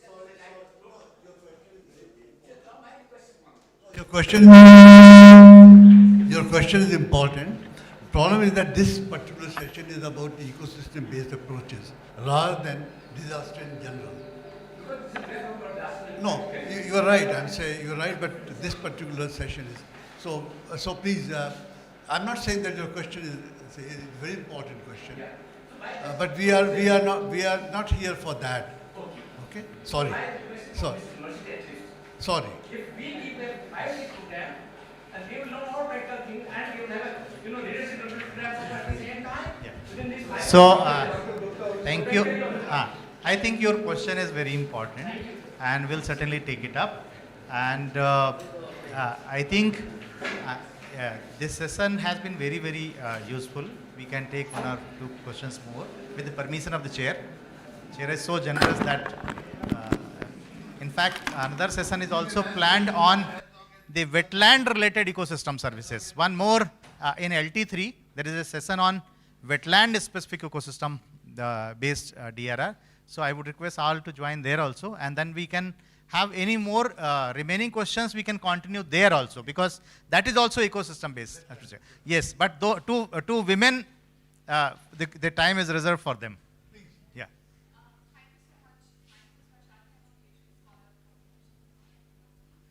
Which university? Okay, please.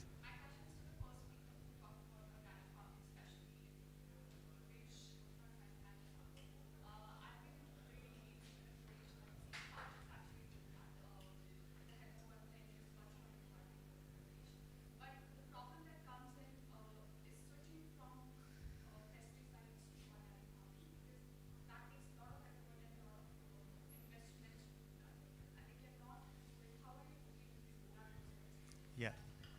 You may use and respond briefly. All right. Yeah, I think that would be good. I think this is just a lot of questions. I'll just speak loud. Yeah. In the station, we have been talking about like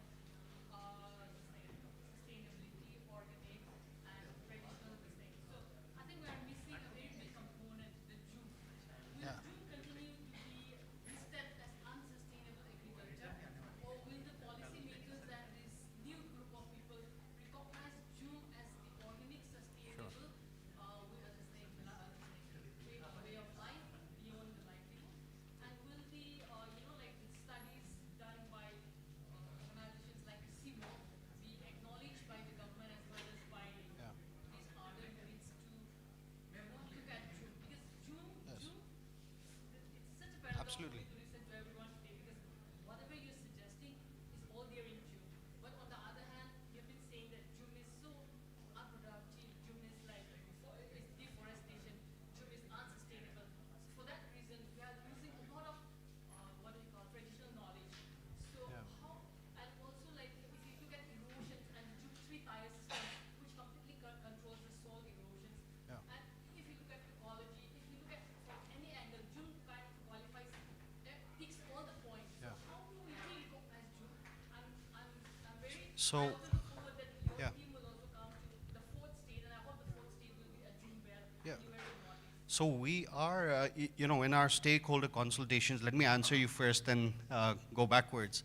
So Joom, one thing that the TEEB Agri-Food Framework does is it evaluates, all the impacts and trade-offs, as well as the benefits. So one of those things is Joom cultivation is one of those, basically when you're evaluating it, there will be trade-offs, there will be the impacts of Joom, and there will be benefits of Joom as well. So I think the large concern is now the shorter period before the turnaround, shorter cycling, and the time the land remains fallow. And that basically opens it up to, having issues around soil erosion, sediment export. So I think when you assess it, there are trade-offs, there are benefits from every system that you put in place. So in totality, if we look at the total holistic sort of picture across the entire 4 capitals, there may be, evidence to back up Joom cultivation as well. But those sort of assessments need to be carried out. I think the TEEB Agri-Food Framework is a framework that can actually be applied to that. So I think more information through such assessments can actually bring evidence to the fore for chum cultivation as well. Going to your question on organic farming, I do very much recognize that biopesticides and the availability of biopesticides is a big issue in terms of scaling up organic farming. The Uttarakhand Vision 2030 document says going organic, 100% organic by 2030. But in our assessments, we did not actually do that. We actually looked at some of the optimistic scenarios that are because of some of these constraints. Looking at marketing linkages for organic produce, the mixing that is happening between conventional and organic produce, and also, the availability of biopesticides to farmers. You are going to have more issues around organic farming with, climate change impacts. You have more diseases, more fungicides that need to be available, and the adoption of biopesticides is not happening at a rate that you want to have it actually be adopted at. So these are constraints, and in our studies, what we have done is consider these constraints in terms of trying to project a pessimistic scenario. Okay, why can't organic farming actually be scaled up? It's reflected. Our reports are going to be available probably within a month's time on our website, but then they will discuss in detail why the pessimistic scenario suggests that organic farming cannot be scaled. But the idea behind it is to look at what the total value and where applicable in monetary terms, the total value is in terms of creating that evidence for a policy shift and having larger budget allocations for organic farming. So, yeah. Yeah. Sorry. Yeah, I will, responding to your question in terms of the government of India and whether there are, I would bring it from the perspective of payment of ecosystem services. In terms of the tax devolution formula that is in this country in terms of tax devolved to the states, basically you have, states that have a larger area under forest cover, that they are given a larger share of the tax. I think it's about at around 10%. So that is one of your biggest sort of, I would say, the largest example within the country in terms of how payment of ecosystem services is made. That is one. You have also the Campa fund, in terms of when forests are diverted, forest lands are diverted, that, basically there is, for afforestation efforts, those funds are collected so that afforestation can be taken up elsewhere as well. So these are two big examples, but I think there has been more recently, more in terms of agriculture, much more sort of focus in terms of programmatic interventions on sustainable agriculture, looking at hand-holding through payment of ecosystem services. So you have the National Mission on Natural Farming that has started up. You have those different programmatic interventions that I was also kind of suggesting. Yep. Yeah. Yeah. Someone else? Someone else.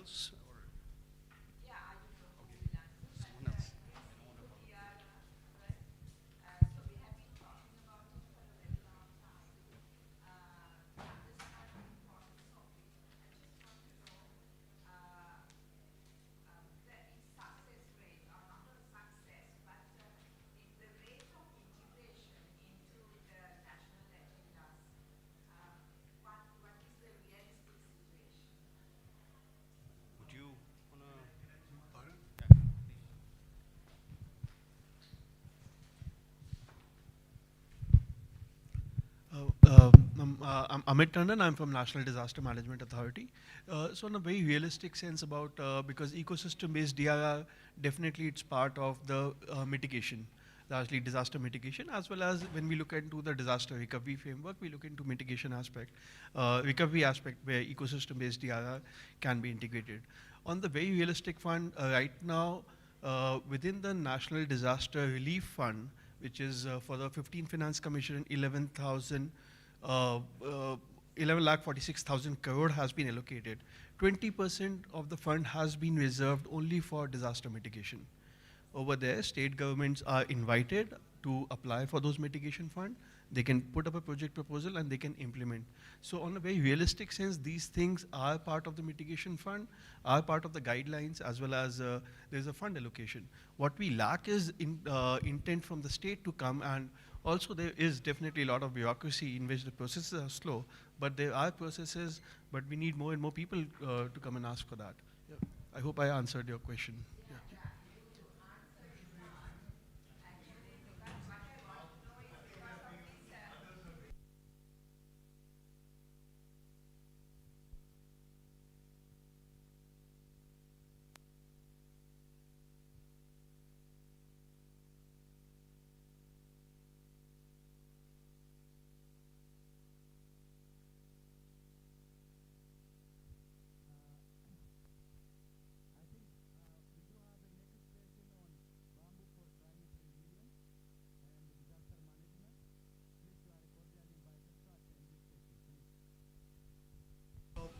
Yeah, I think Dr.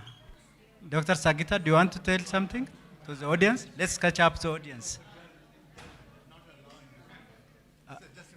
Sorry. Should we wind up this session? So the idea is that, please listen, that it was a session on ecosystem-based approaches.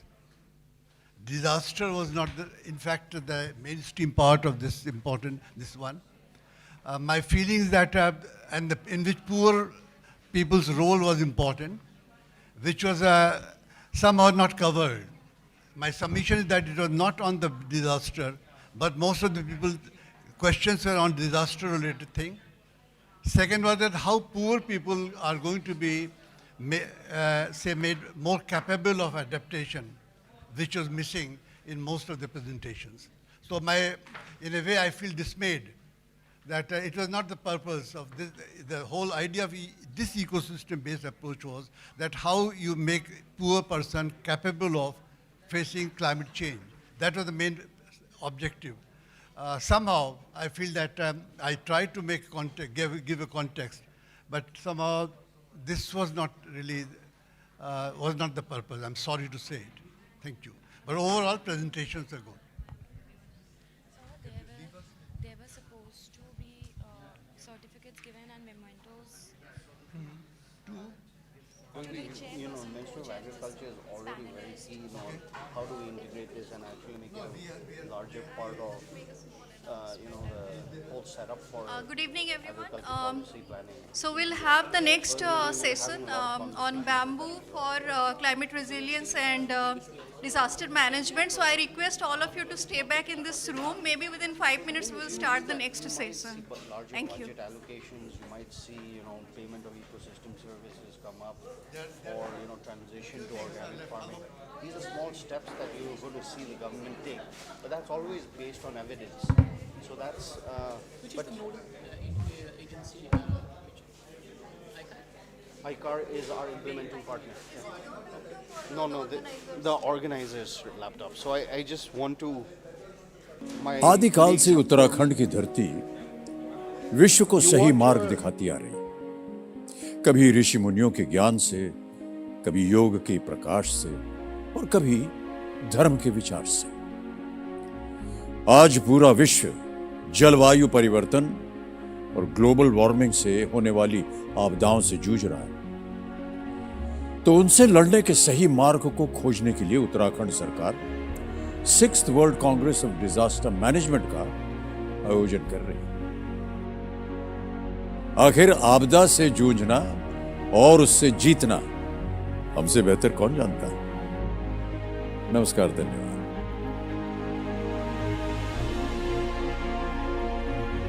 I am Durgesh Pant, Director General, Uttarakhand Science and Technology Council, UCOST, Dehradun. Today, the world needs disaster preparedness, disaster resilience, climate action, and science and technology centric disaster management systems. Who is presenting these? Okay.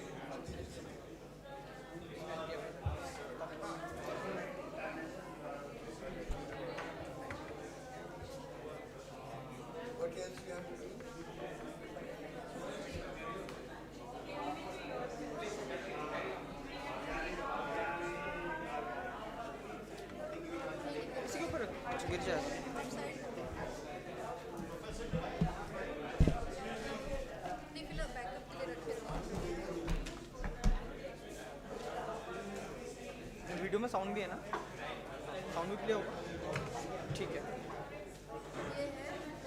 हाँ हाँ हाँ, आप उसको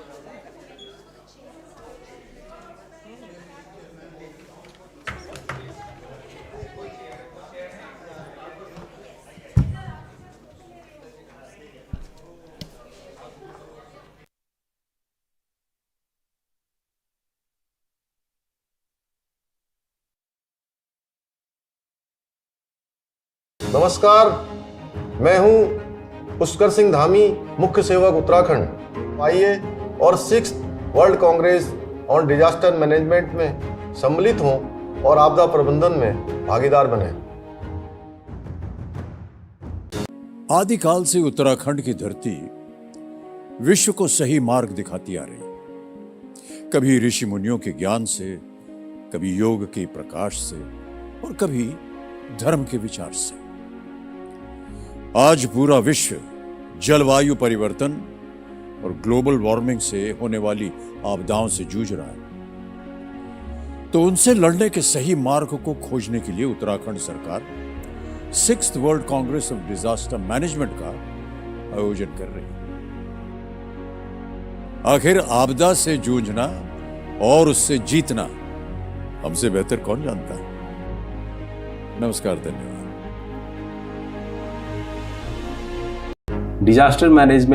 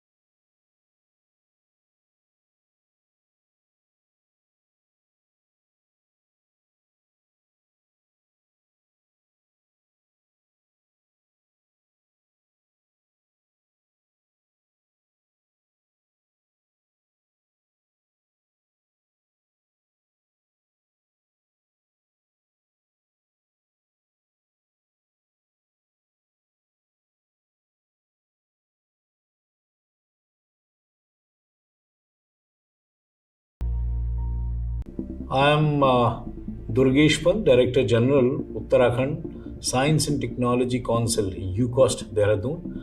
Today, the world needs disaster preparedness, disaster resilience, climate action, and science and technology centric disaster management systems. In Uttarakhand Devbhoomi, we are organizing the 6th World Congress on Disaster Management from 28th of November to 1st of December. This 6th World Congress will have people from across the world, those who are practitioners, those who are researchers, those who are scientists, those who are stakeholders, those who are working in different domains of disaster management. So they will all come over. This is going to be one single platform where everybody will deliberate, where everyone will come together and put forward a comprehensive viewpoint with regard to disaster management, its resilience and action plan too. Do come over. Thank you so much. Namaskar. आदिकाल से उत्तराखंड की धरती विश्व को सही मार्ग दिखाती आ रही। कभी ऋषि मुनियों के ज्ञान से, कभी योग के प्रकाश से और कभी धर्म के विचार से। आज पूरा विश्व जलवायु परिवर्तन और ग्लोबल वार्मिंग से होने वाली आपदाओं से जूझ रहा है, तो उनसे लड़ने के सही मार्ग को खोजने के लिए उत्तराखंड सरकार 6th world Congress of disaster management का आयोजन कर रही है। आखिर आपदा से जूझना और उससे जीतना हमसे बेहतर कौन जानता है। नमस्कार, धन्यवाद।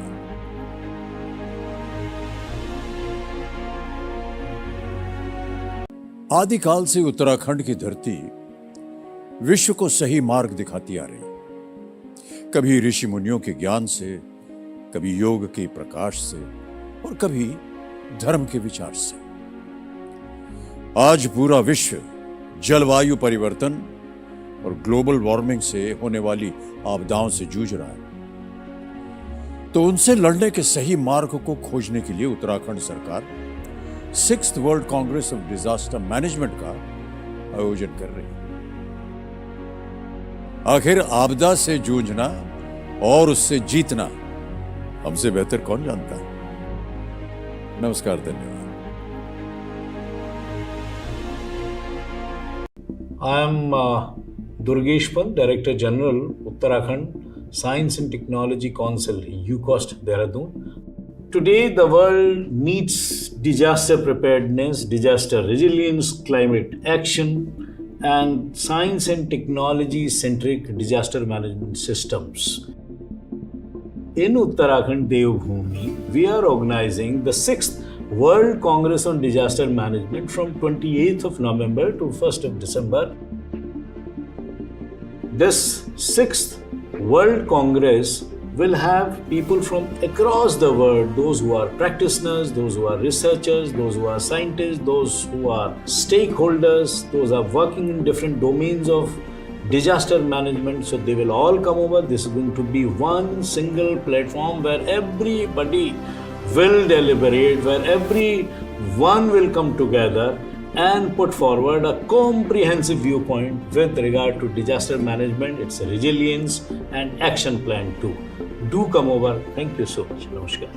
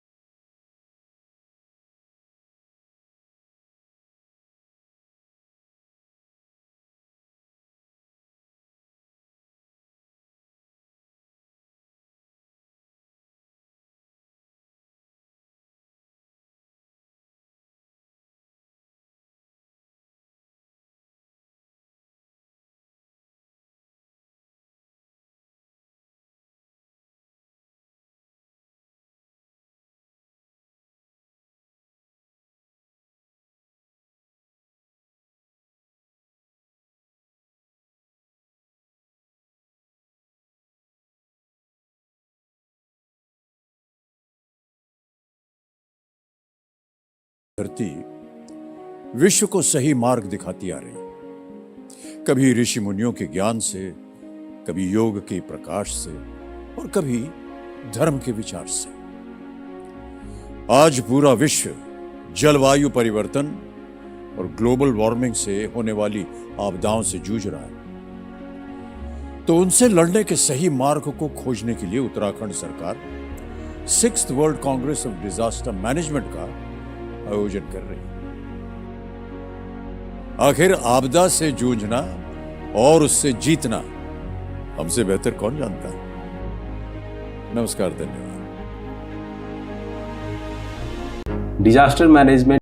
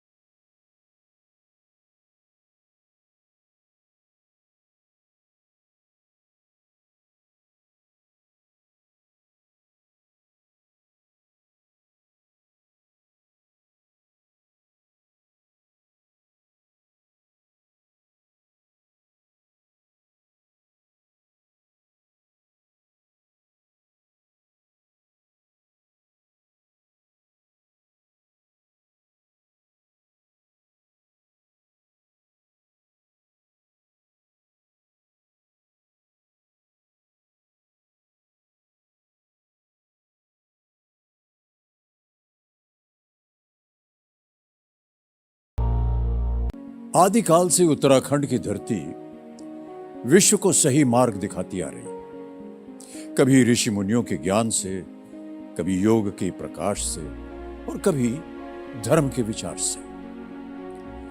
आज पूरा विश्व जलवायु परिवर्तन और ग्लोबल वार्मिंग से होने वाली आपदाओं से जूझ रहा है।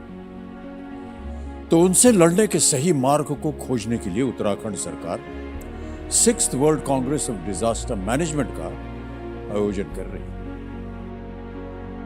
आखिर आपदा से जूझना और उससे जीतना हमसे बेहतर कौन जानता है। नमस्कार, धन्यवाद।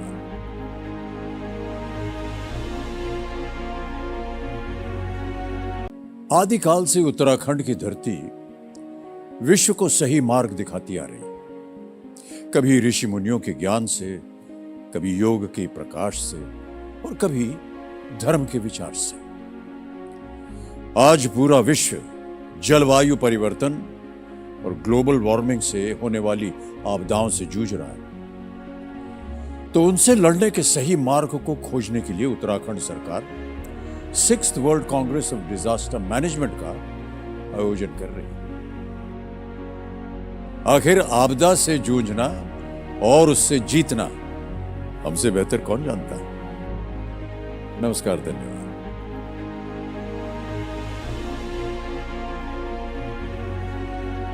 आदिकाल से उत्तराखंड की धरती विश्व को सही मार्ग दिखाती आ रही। कभी ऋषि मुनियों के ज्ञान से, कभी योग के प्रकाश से और कभी धर्म के विचार से।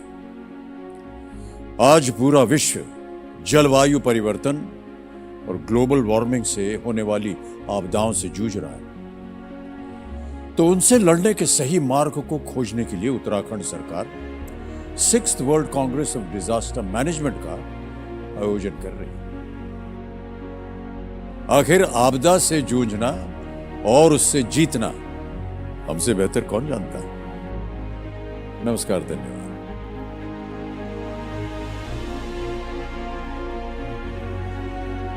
आदिकाल से उत्तराखंड की धरती विश्व को सही मार्ग दिखाती आ रही। कभी ऋषि मुनियों के ज्ञान से, कभी योग के प्रकाश से और कभी धर्म के विचार से।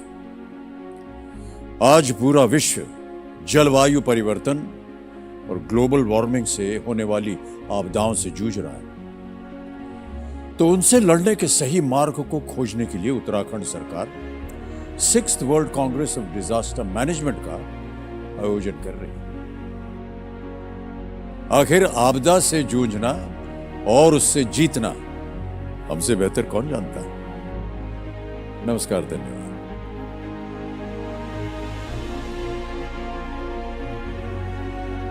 आदिकाल से उत्तराखंड की धरती विश्व को सही मार्ग दिखाती आ रही। कभी ऋषि मुनियों के ज्ञान से, कभी योग के प्रकाश से और कभी धर्म के विचार से।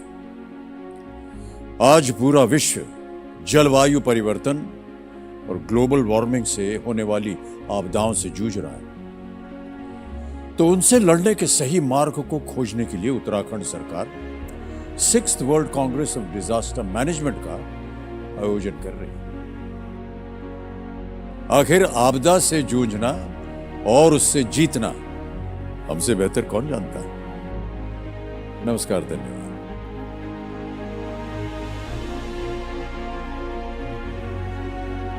आदिकाल से उत्तराखंड की धरती विश्व को सही मार्ग दिखाती आ रही। कभी ऋषि मुनियों के ज्ञान से, कभी योग के प्रकाश से और कभी धर्म के विचार से।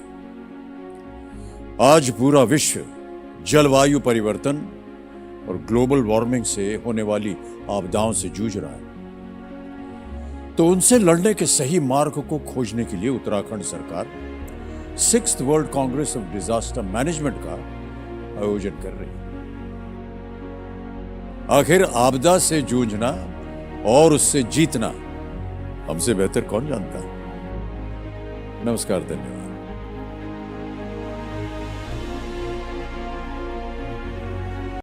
Disaster management is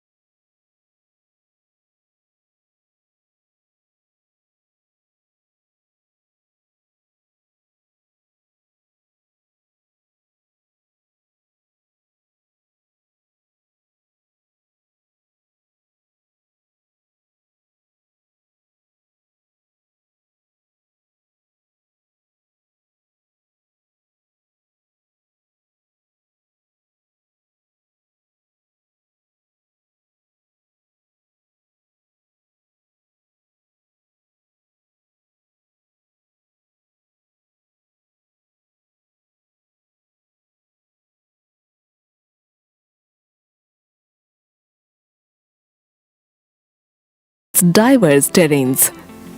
What sets bamboo apart is its adaptability. It thrives in various soil types and can withstand various temperatures and humidity levels. It also helps in battling extreme climate conditions with the capacity to endure droughts, floods, and extreme temperatures. Yet, bamboo's significance extends beyond its biology. Culturally, bamboo is more than just a plant.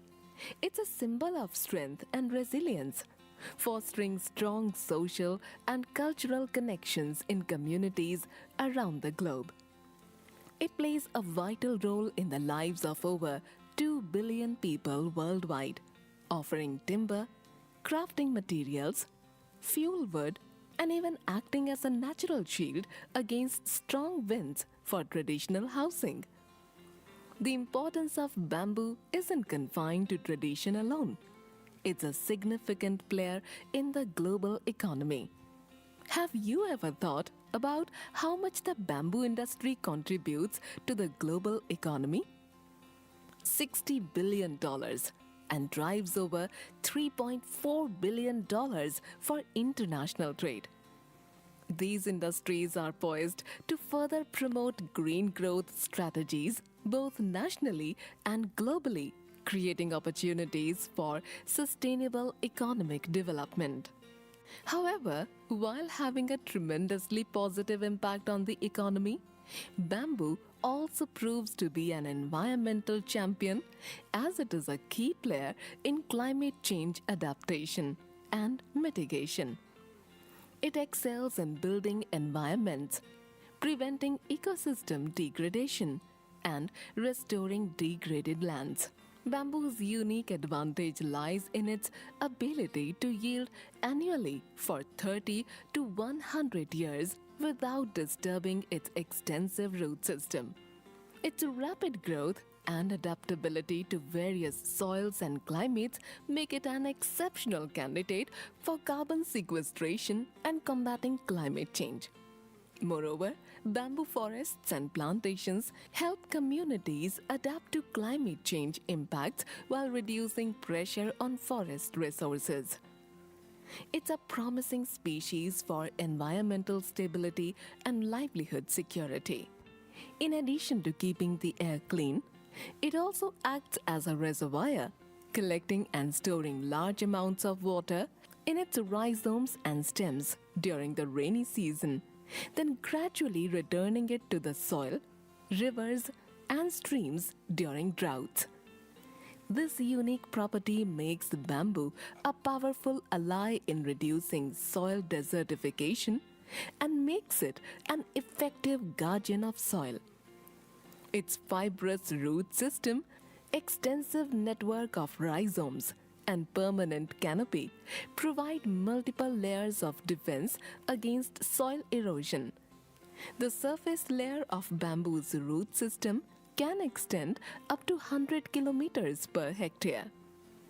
Remarkably, bamboo rhizomes can survive for more than a century, ensuring the plant's regeneration even if the stems are cut or destroyed by fire or storms. Bamboo rhizomes are especially valuable for binding topsoil and preventing soil erosion on slopes, riverbanks, degraded land, and landslide-prone areas. Its presence leads to an increase in soil organic carbon by infusing essential nutrients like calcium, magnesium, and zinc, and the regulation of soil pH, neutralizing acidity.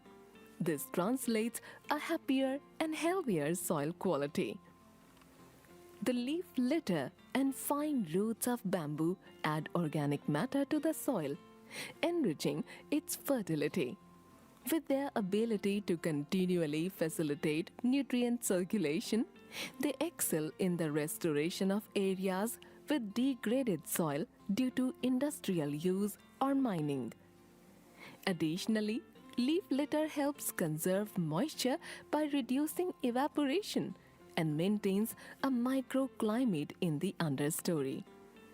In clumping bamboo varieties, the intricate root network breaks apart compacted soils, restoring permeability and aeration. Moreover, bamboo leaves disperse large raindrops into smaller particles, promoting the even distribution of groundwater within forested areas. This mechanism reduces the risk of overflow and erosion on slopes and hillsides. Bamboo's eco-friendliness shines through its pesticide-free cultivation, safeguarding soil, the environment, and human health while promoting biodiversity and numerous environmental benefits. Bamboo's versatility knows no bounds. It can be seamlessly integrated with various crops and trees. Experiences from countries like India demonstrate that bamboo-based agroforestry systems are commercially viable and often surpass the productivity of monoculture crops. Bamboo is not an isolated entity in nature, but a vital component of biodiverse ecosystems. Countless animals rely on bamboo for sustenance and shelter. The strength of the bamboo is unmatched and its tensile properties transcends to its use in construction and infrastructure. It boasts a tensile strength greater than that of mild steel and can withstand compression twice as well as concrete. This makes it a superb alternative for use in roads, drainage pipes, housing, and even wind turbine blades. Bamboo is the best material for a zero-waste, low-carbon future. A plant like bamboo, which benefits both the environment and the economy, represents the future. Bamboo perfectly fits the zero-waste, low-carbon future and the circular economy principles. An ideal bamboo product has a long lifespan for resource renewal, replaces non-biodegradable materials, and is 100% bio-based, reusable, and can be biodegraded or be used for energy production when it reaches the end of its life cycle. Bamboo is a versatile choice in construction, known for its strength and flexibility in building houses, schools, roads, bridges, and even boats. It's also a popular option for elegant and eco-friendly furniture. In textiles, its soft fibers create luxurious rugs and fabrics. In our kitchens, bamboo shines as an eco-friendly alternative for utensils, tableware, and various utility items. Its durability and flexibility make it perfect for crafting baskets, fishing rods, toys, games, and office essentials. Moreover, bamboo's excellent fuel characteristics position it as a candidate for modern bioenergy production, contributing to renewable energy goals and land restoration. Lastly, bamboo isn't just an industrial resource, it's also a source of healthy, nutrient-packed food. Bamboo shoots, rich in cellulose, promote appetite, aid digestion, and offer numerous health benefits, including support for low-carbohydrate diets and a wealth of essential vitamins and minerals. These qualities, coupled with its eco-friendliness, make bamboo an invaluable asset across industries and a sustainable choice for a greener future. With its myriad uses and benefits, bamboo stands as a testament to nature's ingenuity, a symbol of resilience and sustainability that continues to shape our world in positive ways.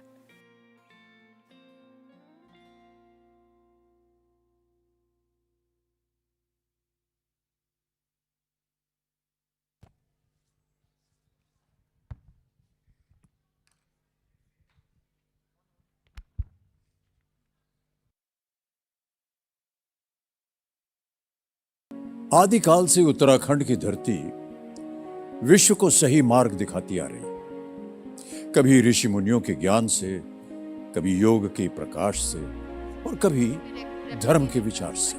In our joint endeavor towards strengthening climate action and disaster resilience in local economies using bamboo, we'd like to begin the session with Dr. Haman Unusa.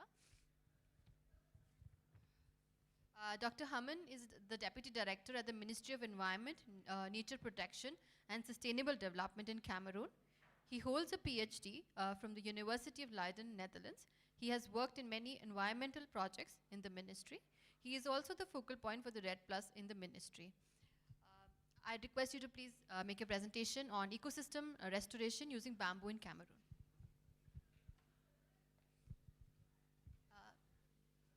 Request all the panelists, due to the paucity of time, to restrict their presentations to about 10 minutes, and then we can have a Q&A at the end of the session.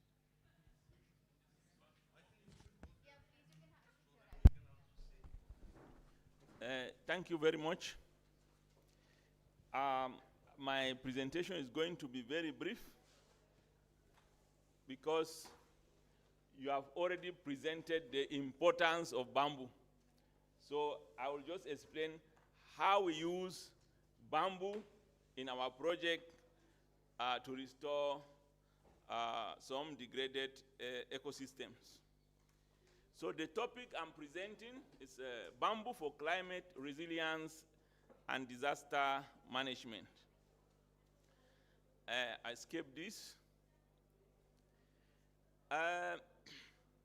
The zone of intervention of our project is downstream. Do we have a pointer? This one? You know, sometimes you have like a pointer. This one? Sorry. This is next one, this is pointer. Right. This one. This one. Yeah, this. No, it's not working. No, it's okay. It's okay. It's okay. But why?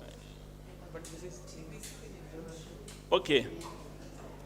It's at the Sudan or Sahelian part of Cameroon. The north of Cameroon, you find there is a dam we call the Lagdo Dam. And downstream, we have the River Benue. So it's around the banks of the River Benue that we have our interventions with the use of bamboo to restore this landscape. Here, I will not emphasize on the rule of bamboo because they have presented everything. INBA has presented everything. So this is a project. We call it the Africa Restoration Initiative. And we have the Ministry of Environment, the Ministry of Forestry, IUCN and INBA as partners of the project.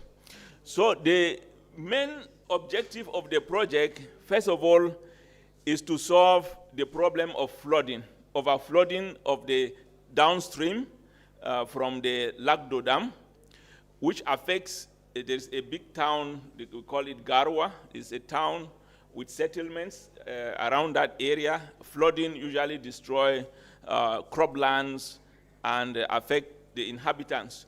So our intention was to reduce the intensity of flooding around the floodplain and then to prevent landslide, and particularly to solve the problem of erosion of the river banks.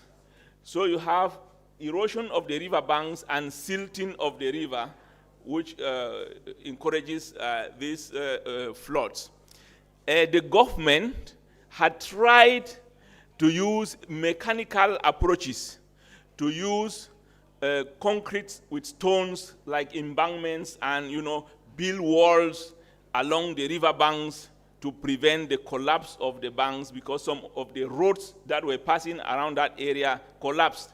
The bridge was affected. So the government used mechanical approach to solve the problem, but it was difficult and expensive. Now, we also tried, you see this is a problem here, downsapping of the banks, trees around the banks falling. There are some areas where you find bridges affected, roads affected. So we thought of planting. We started with the, am I going ahead? Okay. We started with the neem tree. You find the neem tree. So we did a lot of afforestation of the floodplain with the neem tree. And we also wanted to enrich water flow into the Lagdo Dam because it is getting drier because of climate change, especially the dam provides electricity. So we had electricity problems because the quantity of water was not sufficient. So we needed to reforest the drainage basin area to get more water. Still, we had the problem of silting. And these trees, the neem tree, it was good economically, environmentally, but it did not really solve the issues of the bank collapse, soil erosion, and the floods. We took the next phase. The neem tree was another program of the ministry. It was not the program with INBA and IUCN, and just the Ministry of Environment was involved with the neem tree. Later, we got this project with the use of bamboo. So we started now thinking of another solution of the use of bamboo on the floodplain and on the river banks. So we started planting of bamboos. You find us transporting the bamboo, especially with those small canoes. And this helped us to move close to the banks and to plant bamboo exactly at where we think that these are fragile areas that we needed to stabilize. Because when we plant the bamboo, the roots, it grows fast, and then the roots, they grip on the soil and then prevent this collapse. And some of the rhizomes of the bamboo can even go right into the water. This was an advantage which we could not obtain by using the neem tree. We transport all of these. So we had some nurseries, bamboo nurseries around the river banks, and then we do the planting of the trees. And the villagers in the area, the farmers in the area, they also became interested in bamboo. So it was not only the problem of the government or organizations, it also became like a problem of the local inhabitants, the farmers, and they even saw the interest of growing bamboo because they can easily get some firewood from the fast-growing bamboo in the area. So they participated in the program as well. So you find us planting. However, you know, bamboo, we need a lot of water, especially it's a dry land area. You need, after planting, you need to water and monitor in order to let it grow. But when it grows, that will be fine for the area. So in the end, we had the bamboo on the floodplain, on the slopes around the floodplain, and even on the river banks. So we can, you know, say that we obtain some results, okay, on the use of bamboo to restore around the river banks and to prevent erosion, and especially the collapse of the river banks that affected some infrastructure around the area. So my presentation is very brief, just to show you what we did in the Restoration Initiative program. So I don't really need to emphasize on the importance of bamboo because you have explained everything in the video. Yeah. So I think I will just end here. All of these things, they have been explained in the video, so I don't need to read all those things. I will respond to any question, if any, and that will be fine. Thank you very much for your attention. Yeah.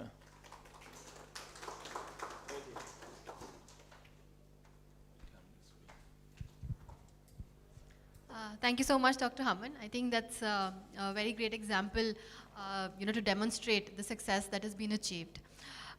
We'd like to move on to Ms. Nelly Odor.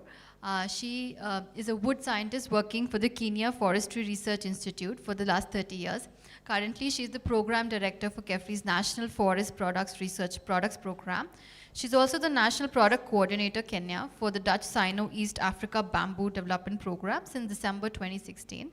Her work experience is largely within forest products research with emphasis on promoting bamboo utilization, sustainable biomass energy, and wood treatment or protection. In the area of bamboo, she has participated in various bamboo research projects and implementation of development programs. Thank you, Madam Moderator, and good evening, everyone, and those joining us online. As you've heard, my name is Nelly, and I work with the Kenya Forest Research Institute, and I'll be just giving an example of how bamboo is being used for climate resilience and disaster management, a case of a county, in one of the counties in Kenya. Bamboo was actually declared the 16th cash crop in Kenya in 2020, and it's one of the main interventions towards achieving 30% tree cover by 2032. Our current tree cover is actually slightly over 12%. So this is a mean feat, and we really appreciate the government, the Kenya government, in trying to include bamboo as one of the intervention areas. It has a target of actually raising over 200,000 seedlings to be planted over a large area of 150,000 hectares on private and also public land. As an institute, we've had a breakthrough in tissue culture propagation, and it's also a good candidate for carbon projects, as we've already seen. So if I just go directly to the area that I'll be talking about, as you've had, been coordinating a project that's been sponsored by the Dutch and the Chinese governments and been implemented in 3 countries, in Ethiopia, Kenya, and Uganda. So one of our areas that we are doing this is one of the counties in Kenya, which is Busia County, and it's one of the 47 counties of Kenya, and it's located to the far west of Kenya. It's sharing a border with Uganda, and we have one of the rivers that usually causes a lot of flooding along that county towards the end, and also River Sio flowing also into Lake Victoria. Some of the main livelihoods in this county is agriculture and livestock keeping. There's a lot of sand mining, and that's what also creates quite a bit of the landslides and also a lot of soil erosion. There's also charcoal production and also harvesting construction materials. So that's also causing quite a bit of disturbance on the environment. So however, some of these activities are causing degradation, and thus need for remediation or at least some action. So bamboo in ecological remediation in Busia County is that we have seen restoration of gullies after sand harvesting, and especially in one of the northern parts of that county, a case of Odioi and Sipata in Teso South. And the picture on the far left was taken about 3-4 years ago, and that's what was happening. You know, they do a lot of sand harvesting. And since now trying to plant that bamboo to reduce the gully formation, we also had the country and the national government also trying to stop this sand harvesting, because people were losing a lot of their farmland falling into the river at the bottom. And this is just one of the sites. So after 3 years, this is what has happened. So bamboo has grown and it has caught on, and this is something that is also exciting the county government in trying to push this to further other areas. The protection of Sio-Siteko wetland, which straddles the Kenya and Uganda border. It's located the northeast of Lake Victoria. Lake Victoria is one of the largest freshwater lakes globally, and it covers about 415 kilometers, that whole wetland. And it supports livelihoods of approximately about 4 million people and across the 2 countries. So the habitat is also a good habitat for biodiversity, especially birds and plants. And there's a lot of bird watching along that area.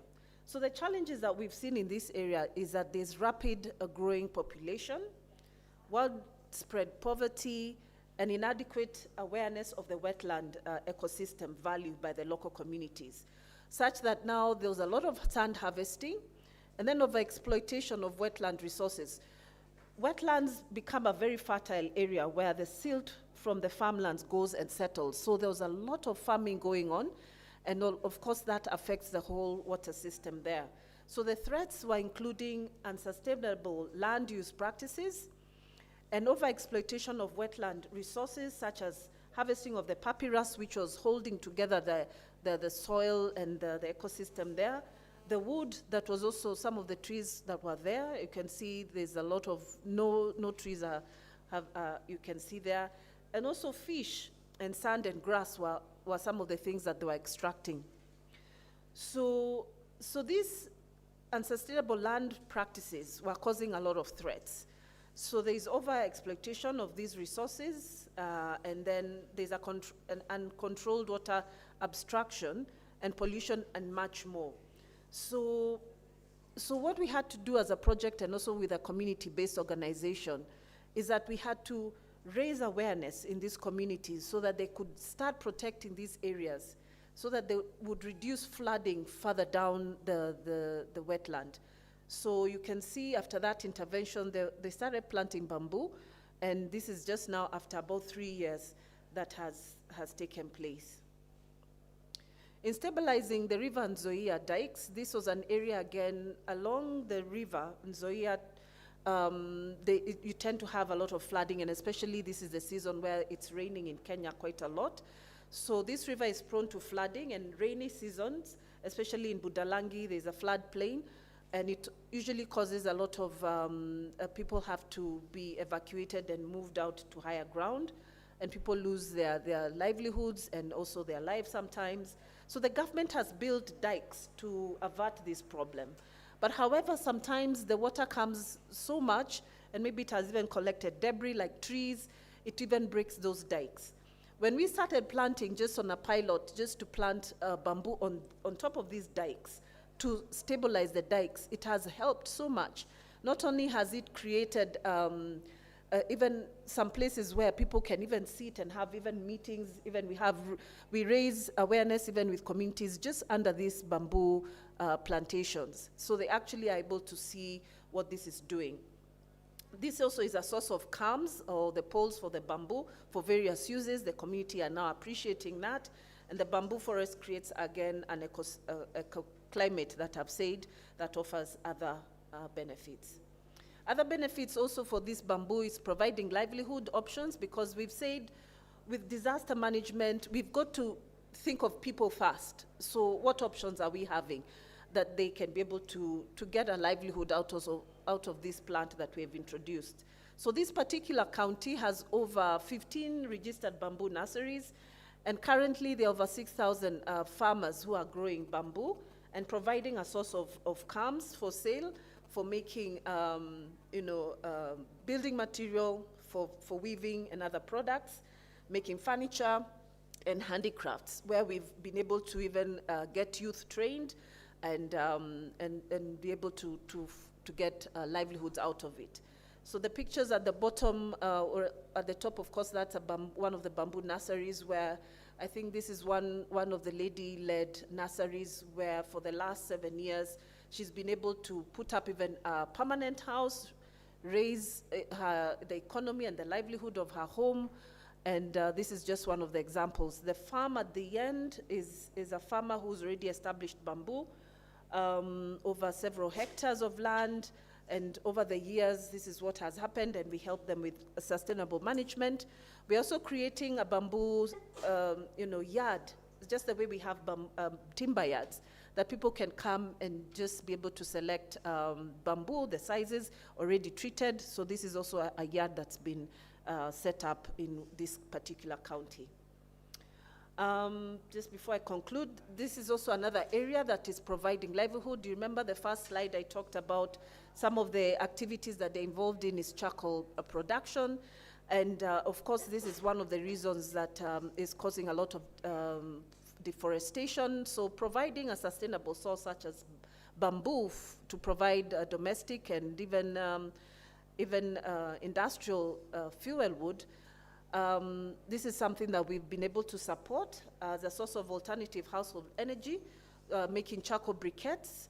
So there's actually a registered cooperative making briquettes. We help them to get a machine, and they're making the pillow sizes, and it's involving a group of over 1,000 women to be able to collect material that they can be able to do this. We've also put them, for them, even a kiln that they can be able to even charcoal the bamboo calms. As I conclude, so bamboo has unlimited potential in Kenya and throughout the African savannas. It has also demonstrated its utilization for climate resilience and disaster management in the Kenyan landscape. This is just one county that I've talked about.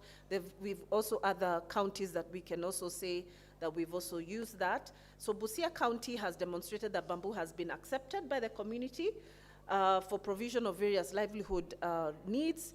And the government of Kenya is already also supporting bamboo plantation establishment, enterprise development using the whole government and the whole society approach. Thank you very much, and I've just ended with a quote from my director, Dr. Jane, who would have really loved to be here. Plant the future for your grandchildren today. Thank you very much. Plant bamboo.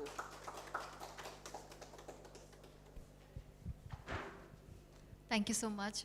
I think it's very, hopeful to see the pictures that you've shown and the multifaceted impact that bamboo can create, not just in terms of land restoration, but also in terms of livelihood opportunities and a long-lasting impact on the economies.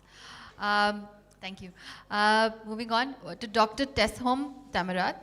He is the head for Bamboo Development and Technology Desk, Ethiopian Forestry Development. He is a PhD in Forest Ecology, an MSc in Project Management, with 23 years of experience in forestry, agriculture, climate change, and environmental management. He has contributed to many peer-reviewed articles for international journals. Dr. Tesshom is also the national focal point for UNCCD and INBAR.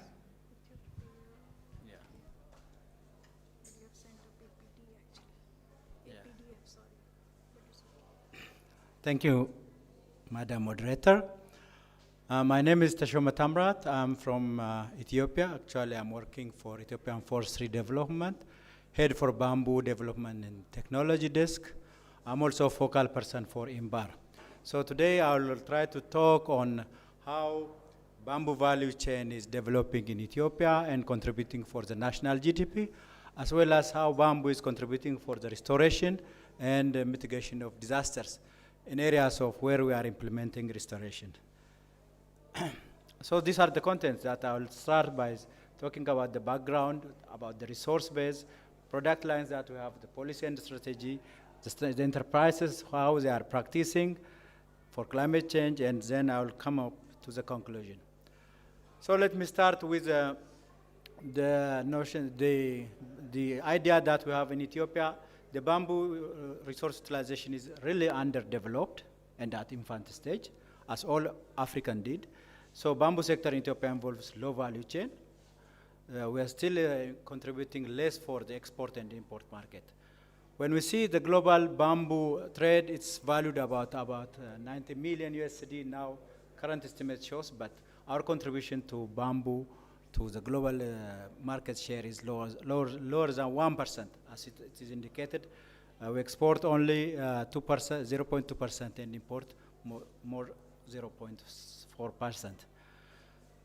We are using bamboo for cultural utility, furniture, fuel wood, and feed and fodder. That is really at infant stage.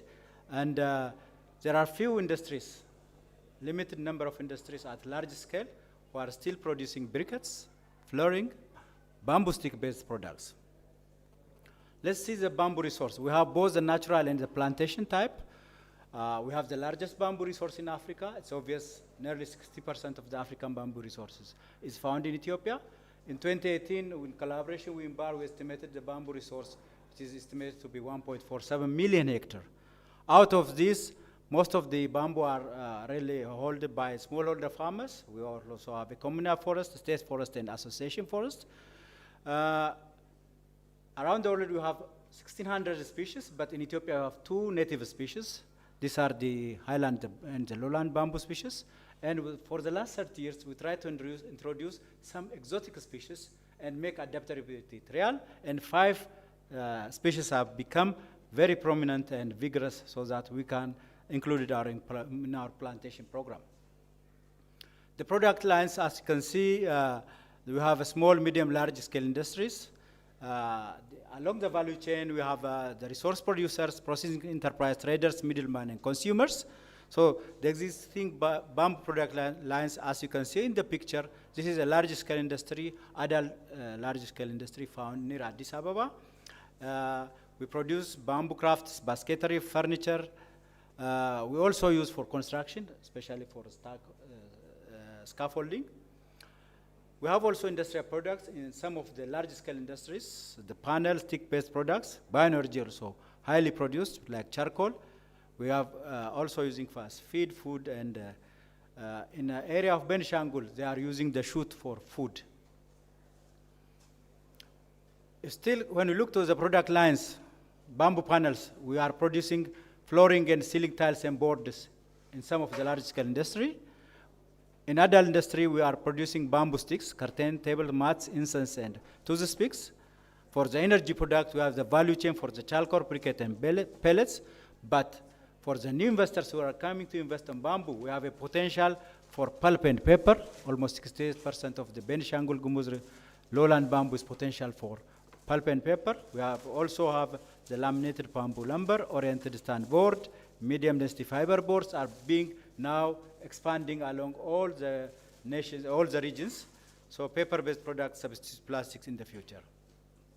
In order to guide the sector, we developed a bamboo strategy. In collaboration with IMBAR, in 2018, we developed this strategy, which is leading the sector in most planned and in a good way. So it was really endorsed in 2099, now still underway. It's going to lead the sector up to 2030. So we are anticipating to generate, or the bamboo resource to extend to 6.6 million hectare, expand large-scale industries on paper, pulp production, replacing substitution, plastic substitution. We're still planning to produce 2 million metric cube of bamboo panels and borders. We're also expecting to produce 1 to 2 million tons of energy products and byproducts. Under the existing situation, we are really managed to sustainably manage the natural forest that we have bamboo in most of the resources that we have. So almost more than 200,000 hectares have been under the participatory forest management. So we are still expecting to create 1 million green jobs through the strategy implementation. SMEs and large-scale industries, Ethiopia, 95% of the Ethiopian industry are small and medium scales who are engaged in bamboo industry actually. So, in Ethiopian context, 80% of the energy consumption rely on biomass energy still. In that case, we are going to use bamboo as energy source in different forms, in pellets, briquettes, for the use of the community. So in general, when we see around the nation, we have 23 enterprises registered as small and medium scale in bamboo industries, but we have still 3 big industries. The first one is the Yamamoto PLC is in the northern Amara region. The other industry is found around Addis Ababa, and Abraham PLC is found in Hamara region. These are the prominent figures that are considered to be large-scale industry in bamboo. So we are still trying to pull all investors who will be engaged in large-scale industry. We also use bamboo for adaptation of climate change. It has been indicated that bamboo is one of 10 priority commodities prioritized in the coming 10 years. This is found in Ministry of Agriculture. Boldly said that we are going to make bamboo the 10 priority commodities in Ethiopia. Bamboo still stored about 35.5 million metric ton of carbon, so that it's more friendly, it's conserving large amount of carbon, so that it has sequestrated, and it's important for climate mitigation. Carbon sequestration, crucial for development of green industries and livelihood promotion and enhanced value chain. So, having considered that government have given a due consideration, we have incorporated bamboo in the green legacy strategy. We have already planted about 230,000 hectares in the last 5 years, so that you can see how government has given a due consideration for this development. Ethiopia has committed to restore 22 million hectares by 2030. So the bamboo now is planted for ecosystem function as soil erosion control, maintain quality and quantity, and used for disaster management. It's also used for purification of hazardous chemicals, especially when we plant around the cities of Addis Ababa. We control it for landslide, overall improvement of watershed. On my last slide, I will try to conclude that bamboo sustainable development is now mainstream to the Green Legacy Initiative, and it has a very good political will, so that a government has given a due concern for development as well as utilization. There should be a diversified project and program designed to ensure sustainable bamboo development. We need to pull in so many projects across the nation. We need to expand the local and regional market export. We need to give loans for investment to strengthen the small, medium, and large-scale industries. in general, cooperation among key stakeholders is very important to realize the bamboo strategy action plan in the future. So this is all that I have for you. Thank you very much for listening.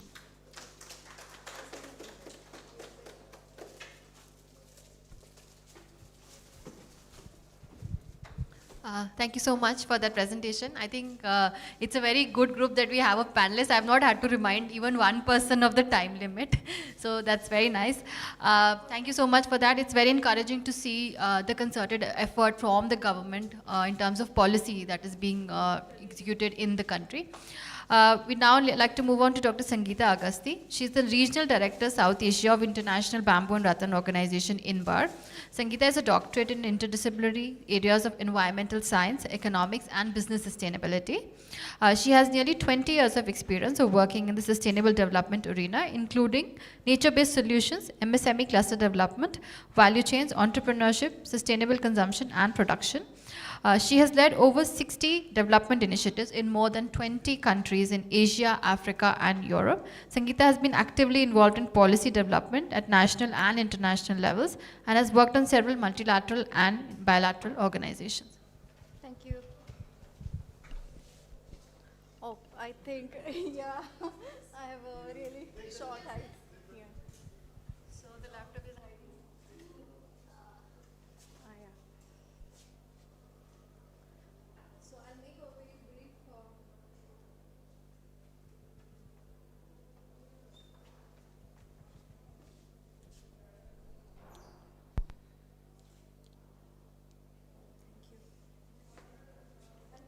I think charges.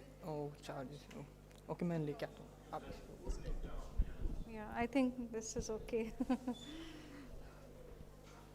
So I'll make a very brief presentation about like one of our case studies in India that we have implemented, INBAR. Before that, I'll just talk about like what is INBAR and what kind of work we do.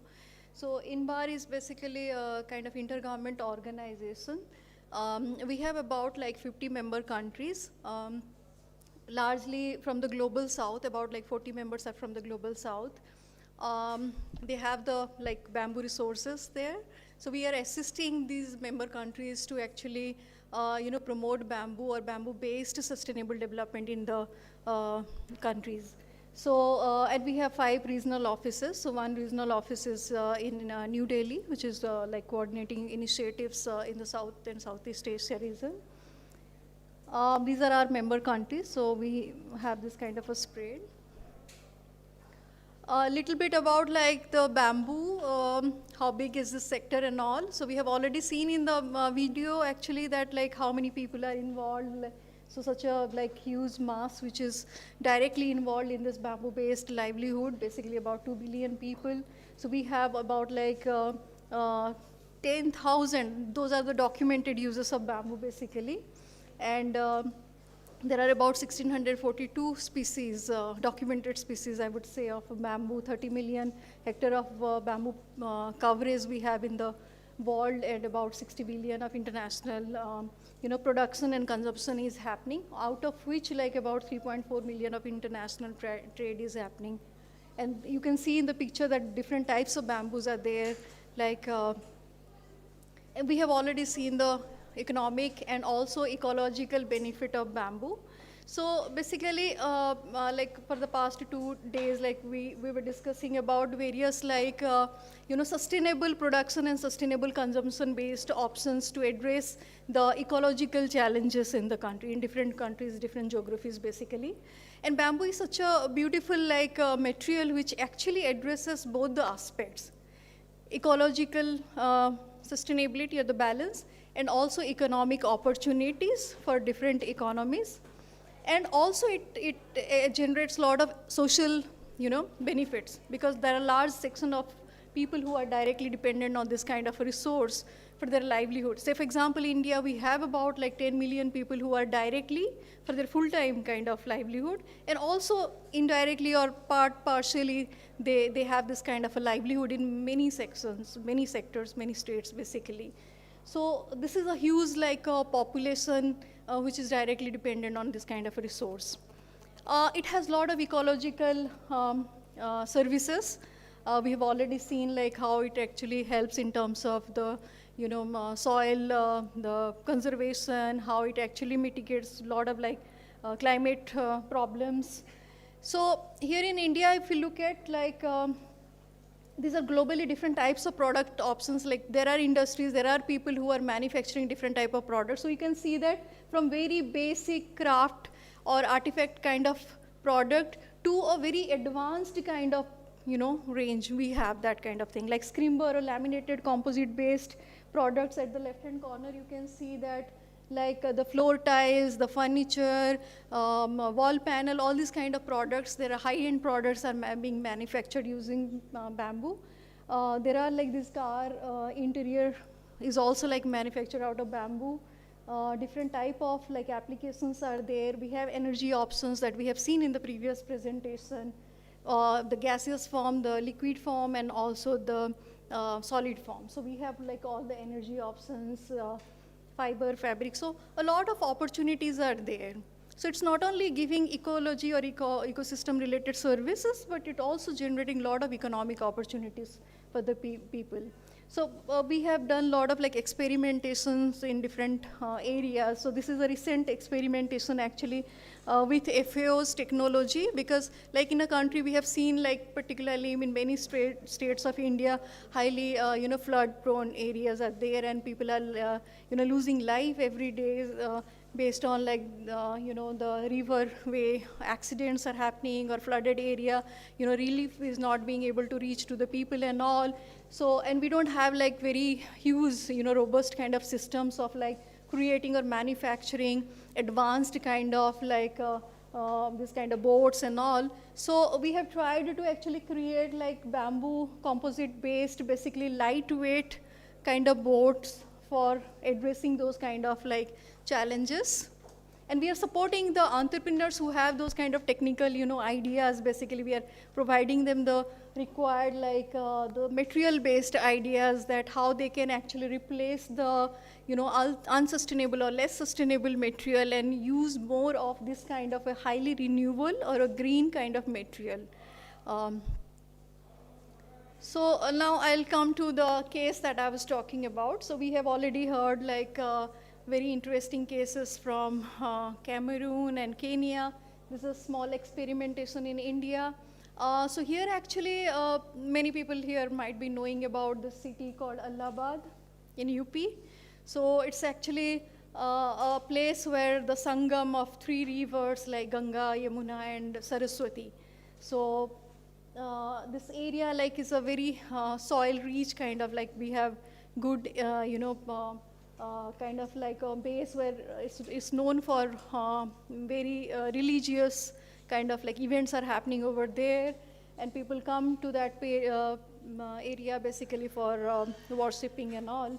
So, but if you look at the history of this area, like almost in 1960s and 70s, like people, the brick kiln manufacturing, units, they got attracted actually to this area when they saw a very like kind of increasing demand in the construction industry. So there was a lot of demand for brick in that particular time. The economy has started booming, and then a lot of manufacturers, they came to this area, particularly the brick kiln manufacturing units, they came to this area, and then they started like convincing the local farmers to sell their land or to lease out the land so that they can actually mine the topsoil, the red soil actually, and then they start manufacturing the bricks and sell it or supply it to the construction companies and all.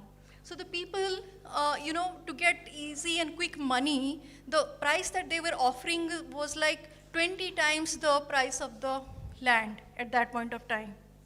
So the poor farmers, the small scale farmers, they were actually, for them it was a very attractive proposition, because we know like how vulnerable their lives are. Like they always have some kind of either loan in their hand. So they need quick money to actually meet their day-to-day consumption needs and many other needs actually. So when they were like attracted with this kind of like, offers, so they started leasing out their lands to those mining companies, the soil mining companies and the brick kiln basically. So about like 45 big brick kiln, actually they started like mining the topsoil and then started manufacturing the bricks.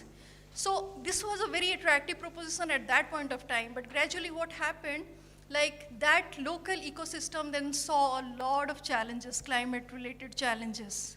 So when we mine the soil, you can see like this is a small structure. So from here to here actually almost like 3 meters of topsoil was already mined by those kind of like companies, the brick manufacturing companies, they were making this kind of bricks. So you can see. So after this, then gradually, then people, for quick money, they leased out the land. But when, after a point of time, the soil was even not at all like suitable for any kind of agriculture. So, and in fact, like many people, small farmers, I mean, they also started misusing the money for alcohol and many other things basically. So they were not having any kind of livelihood in their hand. So gradually they started migrating to other places, particularly the industrial places in Punjab and in the south, like Tamil Nadu and many places actually. They started migrating to those areas and started working as daily wage worker or like working in manufacturing companies and all. So they started losing their livelihoods in that area. However, it was not like easy actually to migrate and then work in area in a very like low salary or low wages and all. And in the natural, in that area when this soil mining was happening, so it actually created, the water table also went like down, and then it created a lot of like high, heat draft basically in that area. And since it was like close to Ganga and Yamuna and all these rivers, so the wind flow was there, the cool wind flow was there, but in that area, the temperature was like up, almost like, I mean, nobody would have heard about like having this place temperature of about more than like 50 degrees. But at that point of time, it was almost like 53, 54 degrees actually. So it created a lot of heat draft at that area. So it created a lot of like local, typhoons, like, and that actually created a lot of damages to the general infrastructure, like electric poles and all these kind of things got damaged in those kind of local typhoon and all. Plus, people were also losing life. So all these things were like happening at that point of time. And people were also, like even if they come back to that local area, they were not having any kind of option to actually, because the soil was not at all suitable for them to then, go for agriculture and other livelihood.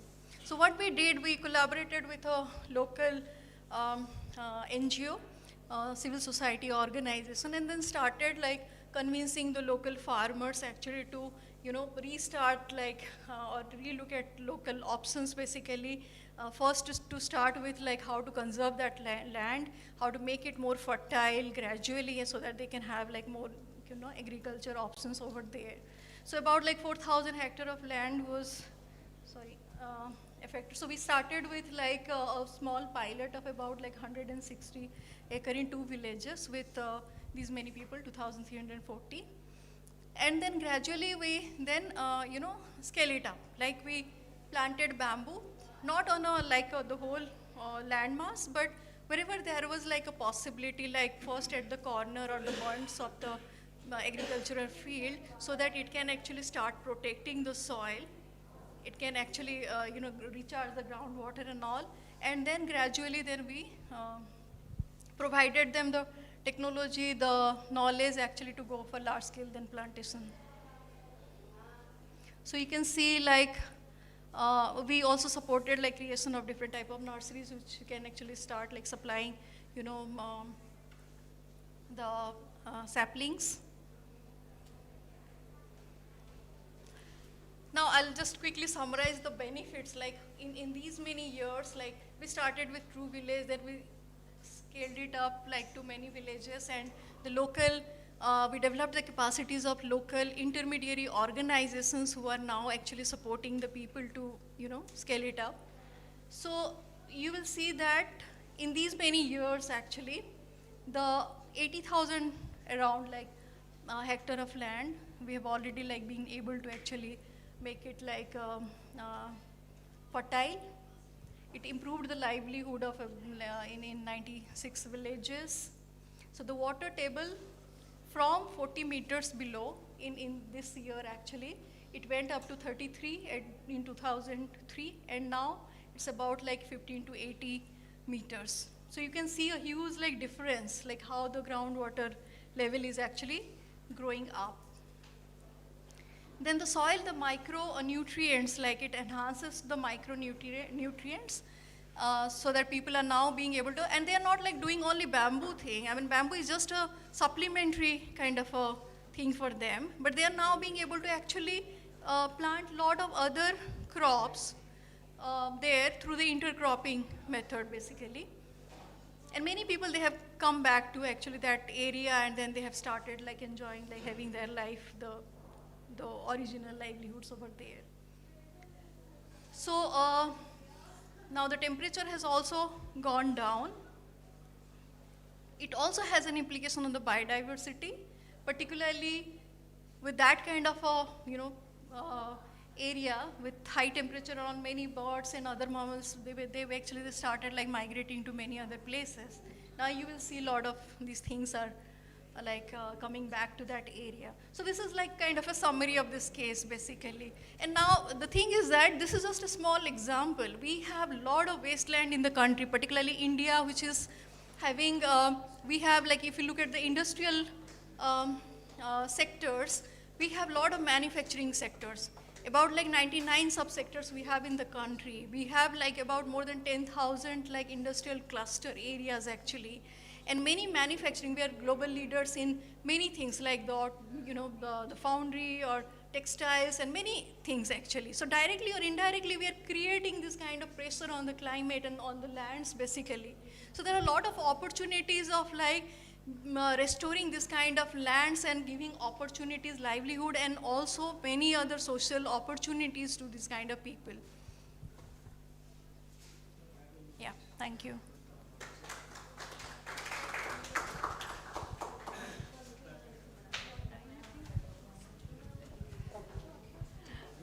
Thank you, Sangeeta.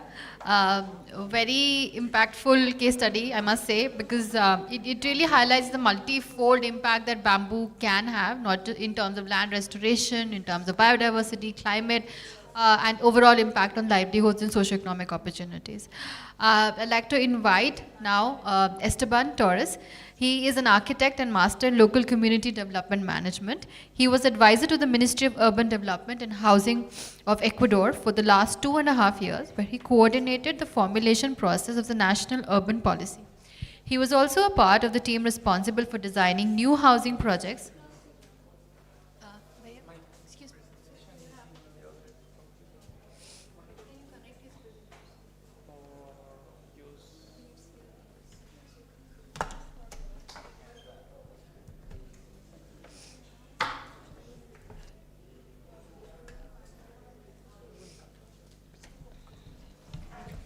Esteban was also part of the team responsible for designing new housing projects with sustainability criteria.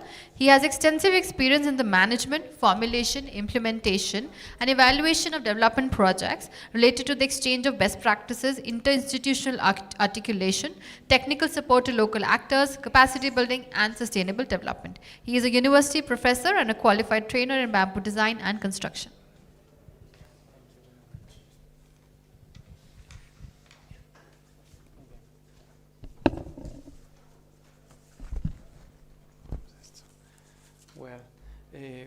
Good afternoon with all. It is a pleasure for me to share this session with you, and I thank the organizers for the invitation. To begin with, I would like to tell you a little about my country. I come from Ecuador, a South American country with almost 17 million inhabitants, which has its coastline facing the Pacific Ocean and is marked by the presence of the Andes mountain range. Due to various climatic conditions, Ecuador coast have not faced hurricanes or cyclones. However, we face a climate phenomenon that is generated every few years by the warming of the Pacific Ocean, called the El Niño phenomenon. This represents a great challenge in terms of mitigation and adaptation to climate change, and shows the need to decisively generate sustainable and climate-smart solutions. On the other hand, Ecuador is located in the Pacific Ring of Fire, the zone most prone to earthquakes. It is known that 90% of earthquakes occur in this zone, which extends for 40,000 kilometers. Therefore, my country, among others, has a high seismic vulnerability. In 2016, Ecuador faced a 7.8 earthquake off its coast, which killed around 700 people and injured more than 6,000. However, the death toll could have been much higher, but one of the towns where the epicenter of the earthquake was located is a very poor town with many bamboo houses. Bamboo in Ecuador is a local resource that people have used for thousands of years to build their homes. Ecuador has 47 species of bamboo, one of which is native, Guadua angustifolia, which has exceptional conditions for construction. What happened in 2016 earthquake vindicated the benefits of bamboo in construction, and this material show its earthquake-resistant characteristics. The characteristics of the material and its behavior in the face of earthquakes quickly promoted and this even prompted the approval of a chapter of the Ecuadorian construction standard on construction with Guadua.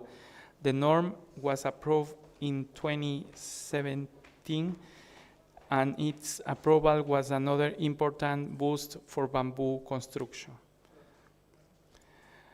In this context, several initiatives, both public and private, promote the use of bamboo, and within a diagnosis I carried out in 2020, it became evident that a high percentage of the housing and community infrastructure proposals developed had bamboo as a construction material.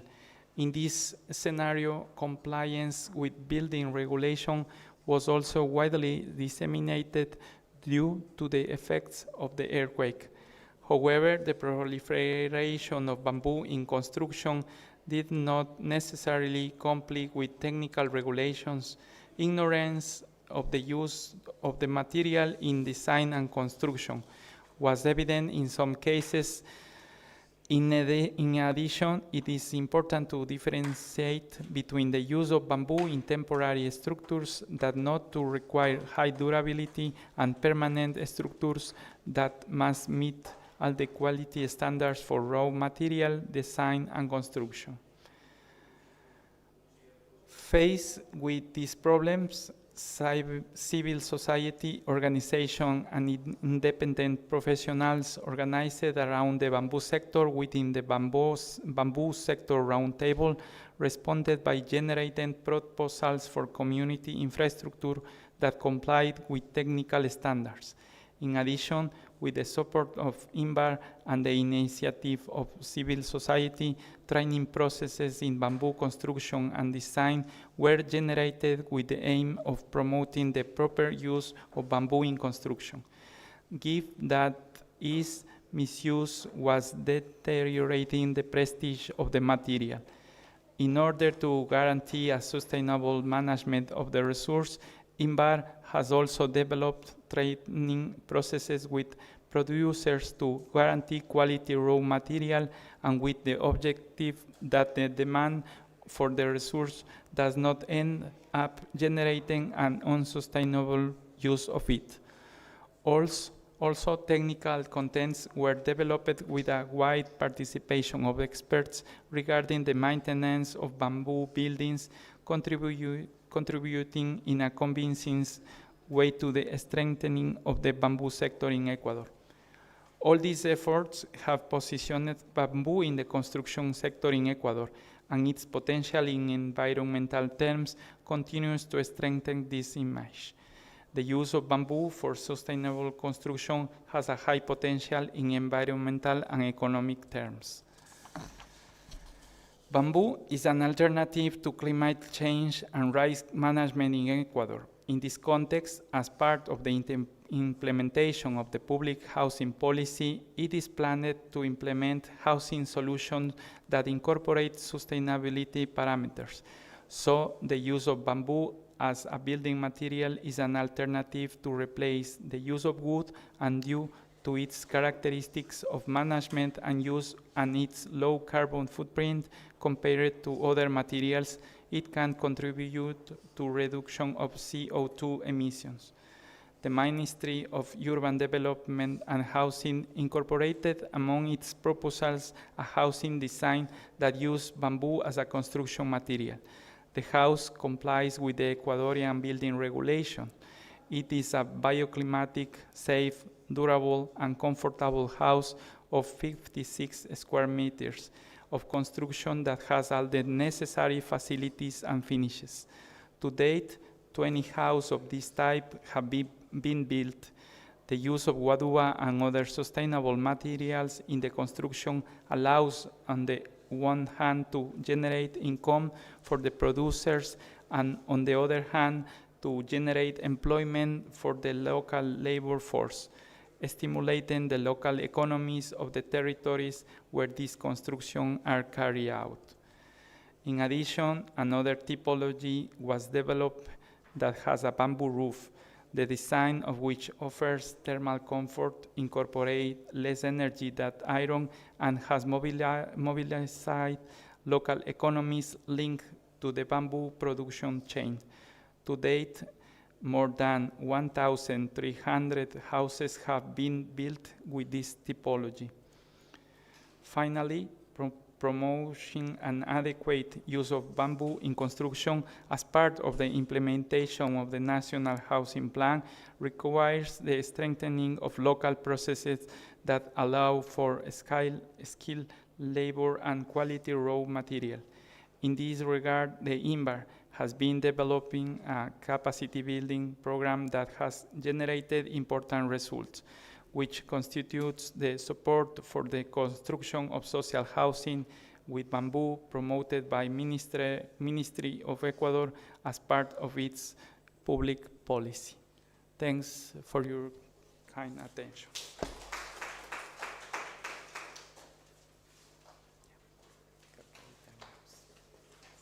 Thank you so much. Thank you for highlighting the Thank you for highlighting the wide applications of bamboo in the construction sector and the innovative designs that you showcased here. Now I'd like to invite Dr. Rajesh Kaushal. He is the principal scientist at ICAR, Indian Institute of Soil and Water Conservation, Dehradun. His areas of interest and specialization are conservation forestry, agroforestry, resource conservation, aspect of short rotation tree species, and bamboo. Dr. Kaushal has undertaken several research projects on the use of bamboo for various ecosystem services.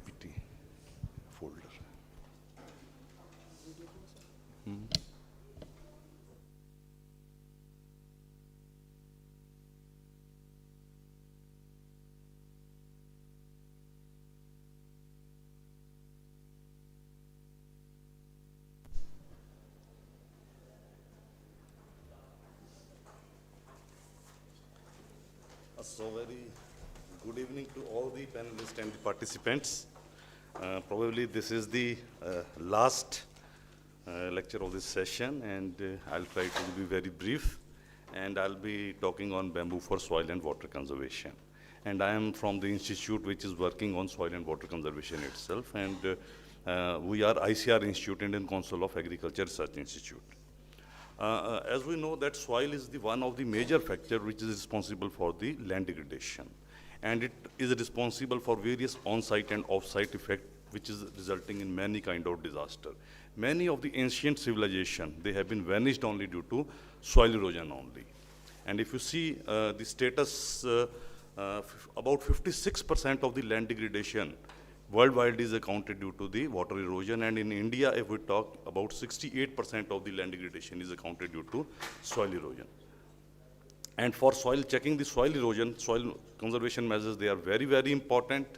However, the soil conservation measure may not be adopted until and unless some reasonable production is also ensured. And in this context, bamboo can play a very important role. You all have seen the video which was played. Bamboo can provide us the return on sustainable basis. It can conserve the resources, and it can provide the livelihood also. And there are several claims which have been made. You have seen the video that bamboo is very good, bamboo is sustainable, bamboo is checking the resources. For example, now I have given this picture. Now you can say due to the fast growth, it can sequester carbon. Due to dense foliage, high leaf mulch production, it can check the soil erosion. Even harvesting of the bamboo is without disturbing the root system. It means it is checking the soil erosion. However, whatever the claims are being made, they are largely anecdotal. No data exists. If you talk in the Indian context, if I talk, there are about 125 species of bamboo. And generally, we are categorizing bamboo into single group, that bamboo can check soil erosion. And hardly we are concerning what are the species and what is the difference in the species, how different species can behave in checking the soil erosion. And therefore, no data as such exists. I searched the literature. Since I am a scientist, so I searched the literature. I couldn't get any data for Indian species, any Indian species. The only data which I could get was from China on mozo bamboo, and mozo bamboo is again a monopodial bamboo. And in India, we are largely having the sympodial bamboo. So keeping that in view, a project was initiated with INBAR and European Union and IFAD, and with the State Forest Department locally, where we tested the various species. So I told you there are more than 125 species in India. However, out of this 10 to 15 species, they are of commercial importance. And I told you that whenever we are talking of the conservation, we should also ensure some kind of sustainable production. Then only these measures will be adoptable by the farmers or any stakeholders. So we took about 10 different species at 3 different sites. We have carried out this study. So I'll be sharing the results what I have obtained. So I told you that bamboo is very effective. The bamboo canopy is very, very effective in checking the soil erosion. So this we have studied, and we have found that whenever rainfall is there, as compared to the conifers and the broadleaf trees, bamboo can intercept 27.1% of the rainfall, which means it is better than many of the tree species. And bamboo, particularly due to its vertical strata, bamboo is having vertical strata because every year new columns are being produced, and due to this vertical strata, the kinetic energy of the raindrop, it is reduced, and ultimately it is helping in checking the splash erosion. So that is how bamboo is conserving, helping in the preventing the soil erosion. And we went one more step forward, and we studied about the different bamboo species also, and you can see from this table, particularly the species Dendrocalamus hamiltoni and Bambusa nutans. They were very, very effective as compared to other species in intercepting the rainfall. The highest rainfall was intercepted under Dendrocalamus hamiltoni.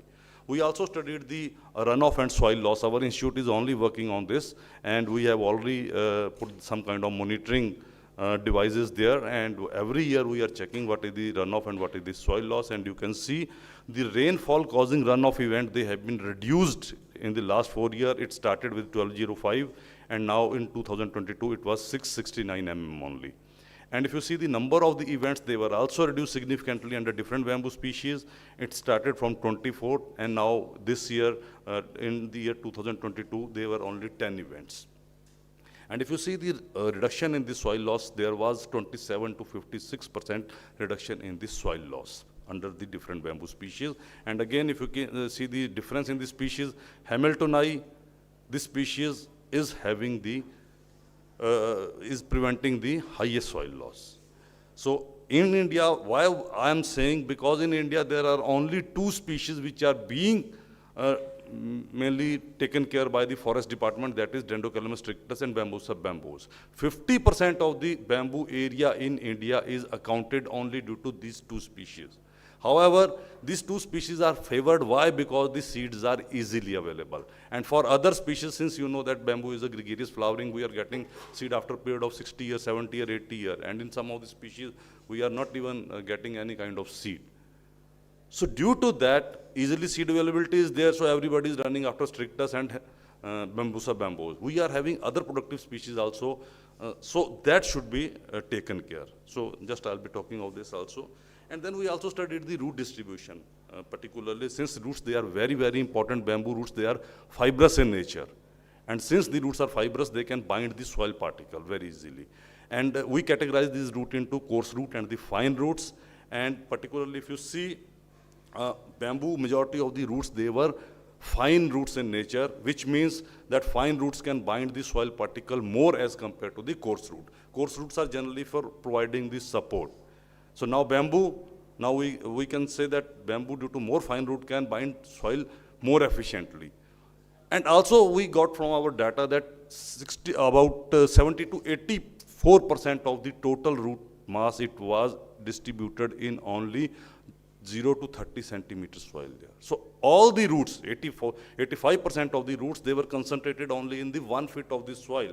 So which means bamboo can very, very easily tackle the splash erosion and sheet erosion. And also if you see the species difference is also there, and Dendrocalamus hamiltoni, Bambusa vulgaris and Bambusa bamboos, they showed the maximum fine roots and the coarse roots. And particularly, we also studied the litter fall. You can see the litter fall, it varied from 8 ton per hectare per year to 12.5 ton per hectare per year. Now, all of you know that bamboo leaves, they are having the silica, due to which the decomposition is slow. And if decomposition is slow, it means it can act as a mulch and can stay on the soil for a longer period of time. So, and also the various research by the China, they claim that bamboo has the capacity to absorb the moisture 2.7 to 2.9 times of its dry weight. So, similarly, bamboo is having fibrous root system, and it also helps in improving the hydraulic conductivity in the soil.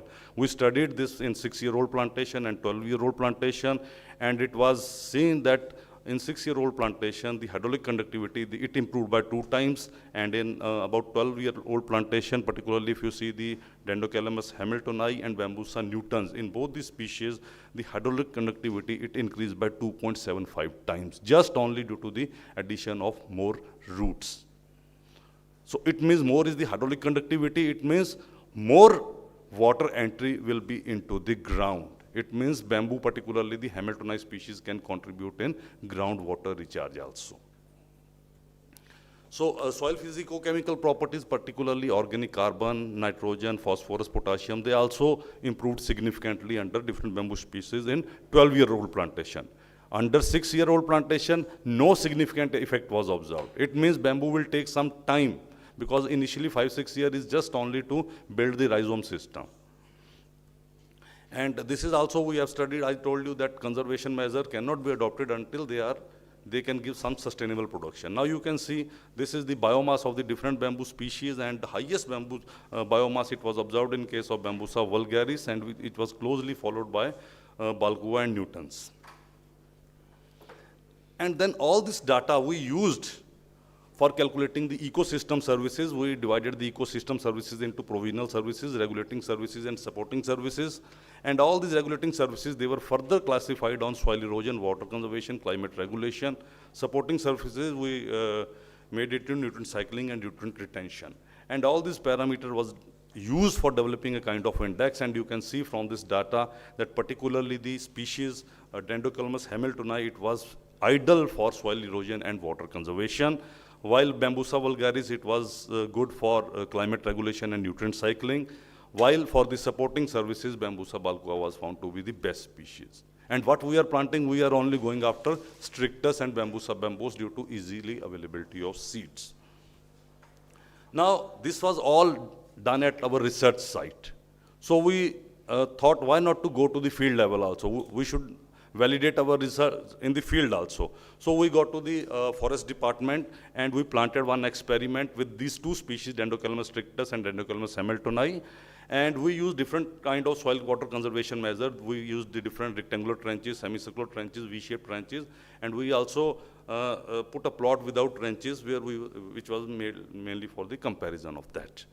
And particularly we seen that, now you can see the soil moisture, it improved significantly under Dendrocalamus hamiltoni as compared to the fallow plot. About 45%, up to 45% improvement in soil moisture was observed under Dendrocalamus hamiltoni. Lantana, which is one of considered as the most invasive species in India. And you can see from the graph from 2014 to 2018, 97% of the Lantana growth was checked under the Dendrocalamus hamiltoni. Though under strictus, even a little more growth of Lantana was there, but ideally if you see under hamiltoni, this growth was checked. And you can see this is the soil loss, particularly if you see at the initiation of the experiment, the soil loss was about 21 to 22 ton per hectare per year. And after 4 years, the average is only 3 to 4 ton or 5 ton per hectare per year. And during the 5th year, it was seen that there was no soil loss was observed under this. And this is the picture. Now you can see 3-year-old bamboo, Dendrocalamus hamiltoni, and you can see no growth of lantana under bamboo, zero growth of lantana under bamboo. So bamboo is particularly this hamiltoni species. Now this is another, we have developed the silvipasture system for bamboo. This is mainly for the gullied land. So gully is one of the major problem. And in this, what we are doing in the gully beds, we are planting bamboo in staggered manner, and on the side slopes, we are planting the grass, and from the side slopes, we are getting the yield of 7 ton per hectare per year from grass, and after 7 years of plantation, we are getting 1,000 bamboo poles per hectare per year, and which is giving us a benefit cost ratio of 2.09. And this system is very, very effective in absorbing more than 80% of the rainfall. And when we started this experiment, the soil loss was 20 ton per hectare per year, and now it is only less than 1 ton per hectare per year. One more technology we have developed, because we are saying that prevention is better than cure. So particularly we say whenever we are going in any kind of watershed program, or wherever the problem of soil erosion exists, this soil erosion problem, it starts from the first order gully itself. And if we can check the first order gully, we can check the problem of any kind of soil erosion. So these are the live check dam which we have, we are promoting for the first order gullies, and in this what we are doing, we are planting bamboo at a very close spacing of 2 by 2 meter. 2 rows of bamboos are planted, and after that we are keeping a gap of 10 meter, 10 to 15 meter, and then again parallel rows of bamboo they are made. And particularly we are focusing on the easy to root species like Bambusa vulgaris, Dendrocalamus hamiltoni. So that just we are inserting a pole and it is going to root itself.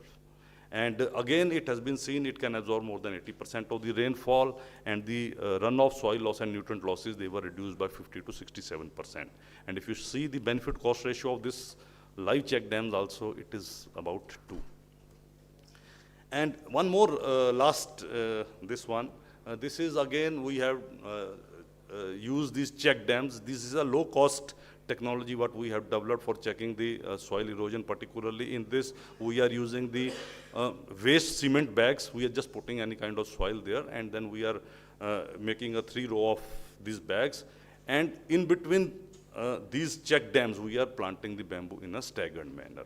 And again, you can see from this graph, W4 is control, and W3 you can see the minimum soil loss it was observed in case of W3 watershed. So this is, and we are also going for the different demonstration and extension activities in the different villages of the Uttarakhand. And not only in the country level, but we are also providing the training at international level. We have already trained more than 125 trainees in Ethiopia, Tanzania, Madagascar, Kenya, and Ecuador, particularly on the resource conservation aspect of the bamboo. And last slide, probably. So these are some of the issues, particularly the number one is lack of awareness. I told you only 2 species. The rest species nobody is knowing, but the other species, they are of great importance. Limited choice of species, this has been covered. Lack of package and practices. So far, whatever the bamboo and package and practices are being developed, they are only for production only. For conservation, we need to fit some kind of package and practices, what should be the pattern, how much number of the plants to be planted, that all need to be standardized. We should go for the identification of hotspots for the planting the bamboo on degraded land. Since bamboo, it is very fast growing, it covers canopy in a short period of time, so it is not ideally suitable for any agriculture land. So we need to identify some kind of degraded lands only, and then we should promote bamboo there only. And now we are having the technologies with us. As a research institute, we are having some limitations with us. So the forest department and other organizations, they should come with us and they should take this technology to the degraded lands. And then we should also should create a policy or create some kind of mechanism for providing the additional income in terms of ecosystem services. We know that bamboo can provide numerous ecosystem services, but only we are talking. Lot of talk is being on the ecosystem services. But when it comes to giving incentive to the farmer, then we are always quiet. So if these incentives can be given to farmers or to the stakeholder, yes, bamboo can be planted anywhere. And capacity building, this is very, very important. We need to train the manpower how to grow bamboo for soil and water conservation. That was all from my side. Thank you very much.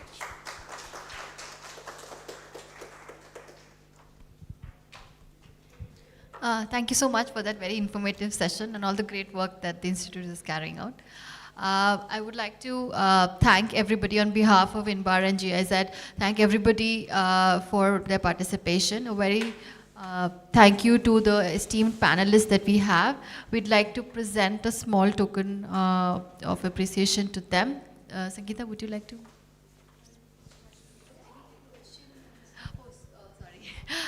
Do we have any questions or any comments from anyone? Yes, please.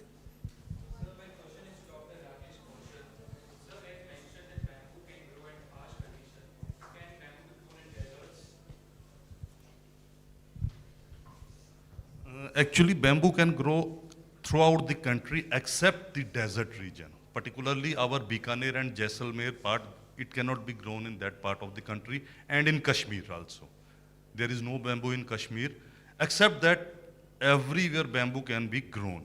And particularly it avoids salinity, alkalinity, and then waterlogging also. Okay, as because it was 30% of area is contributing is by desert.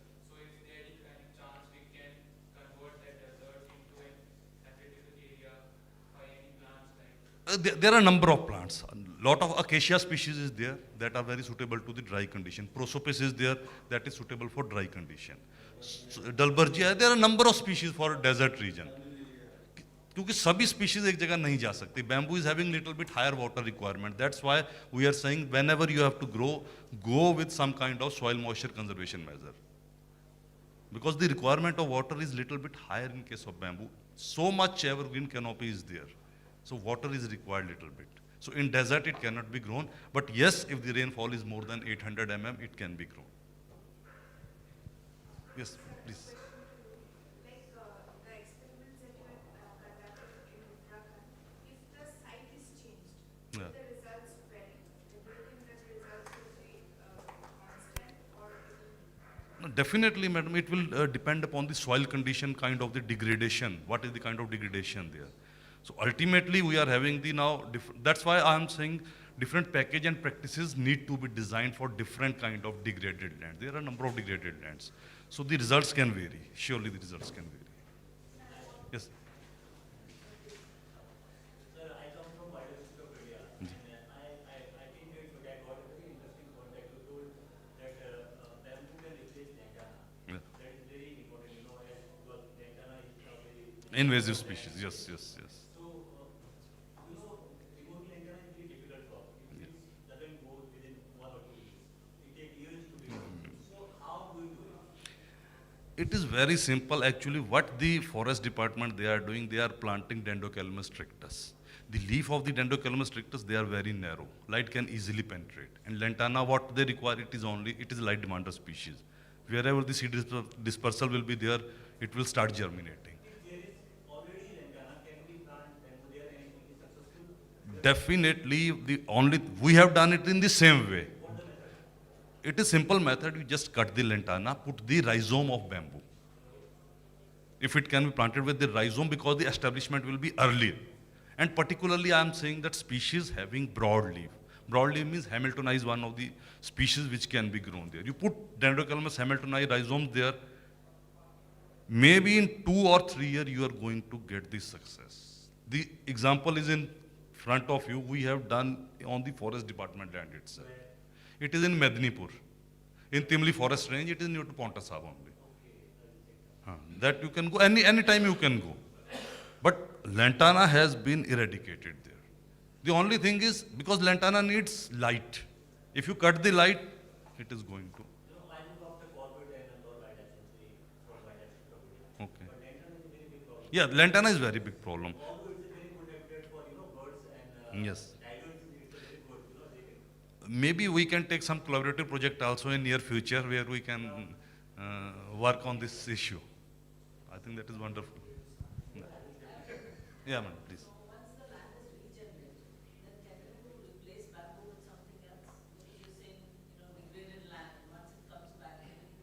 Actually, madam, bamboo is so sustainable. You plant it and keep on harvesting every year.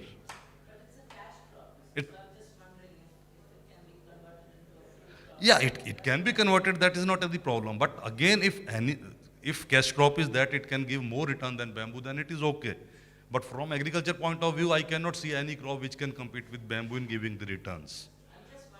Yeah, it can be done, but the rhizome, they have to be removed with the help of some JCB. Earlier it was difficult, but now with the JCB it is very easy. They are charging only 800 per hour. They will uproot everything.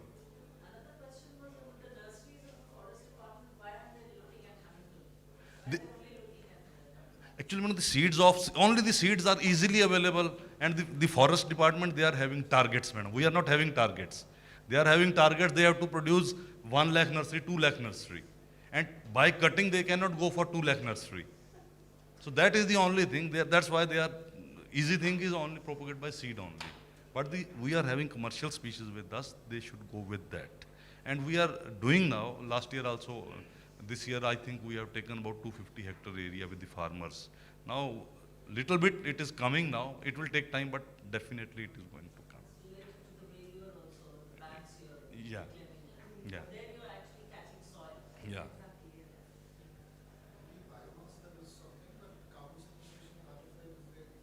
Sir, biomass, 50% of biomass is carbon itself. So it is very simple thing. The more the biomass, it means more the carbon it is going to sequester.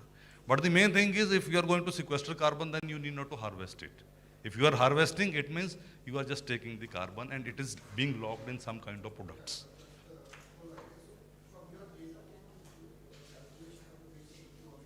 Yeah, we have already done, sir. We have already done, and all this, they have been published in some journals. I can give you the list.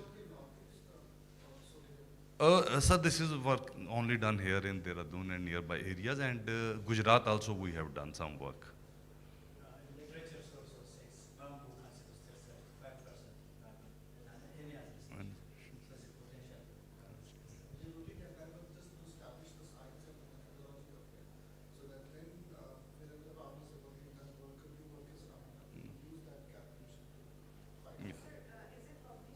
Yeah, these are all published, madam. I am available on ResearchGate also, and Google Scholar also. You can follow me.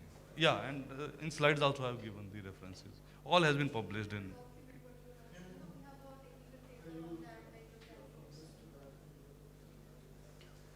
Thank you very much.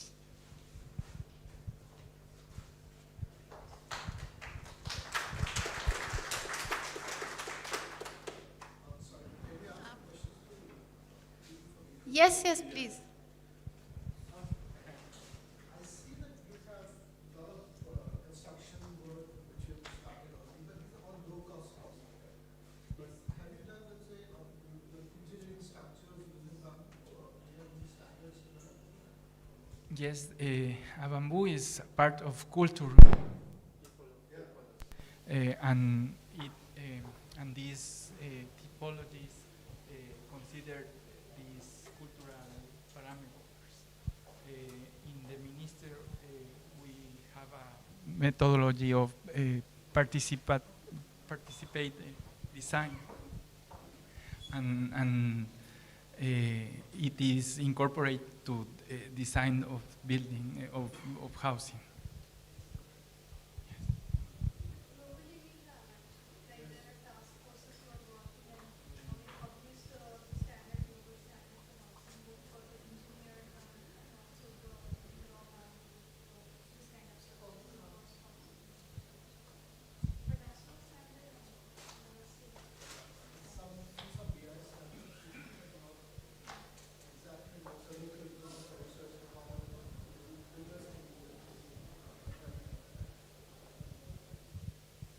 Do we have any other questions?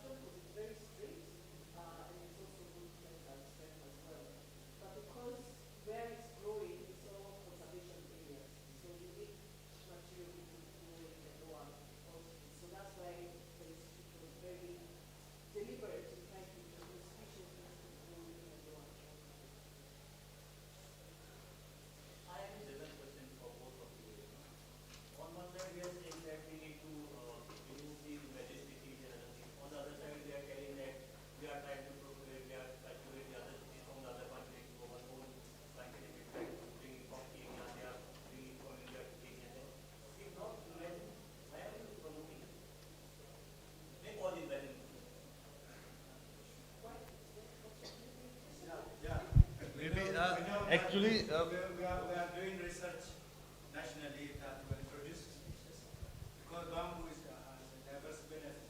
Almost 10,000 benefits have been.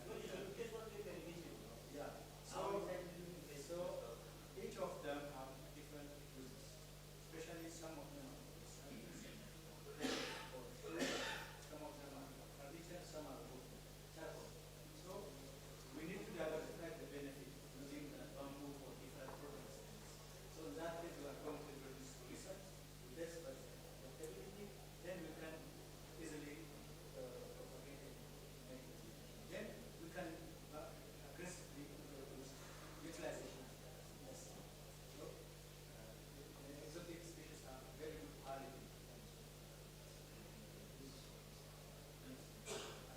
one more I just like to add that any technological farmer understand only one language, that is money. So they will be getting money that kind of trade in their farm. Even if request is value of state, but still farmer they are having the choice for the request. So that's why some introduction are being made. Like farmers themselves they are now making some money. So they need more money. No, if it is on a positive side, definitely. अगर eucalyptus नहीं होता, if eucalyptus should not have been in India, there should have been no wood even for.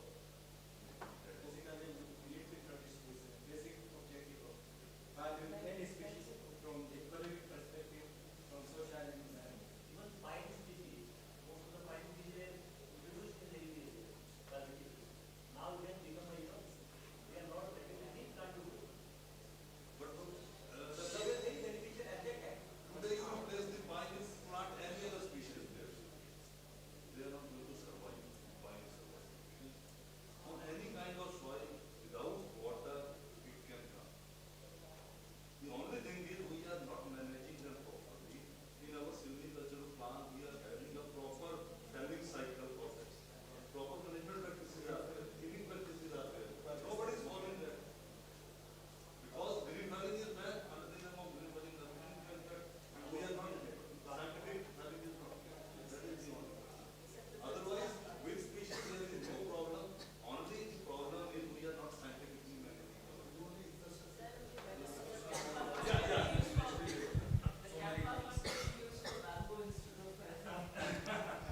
Sorry, I'd like to interject that very interesting discussion. Maybe we can take it offline.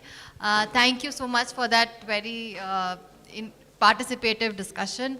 If we can, Sangeeta, if you'd like to present the certificates.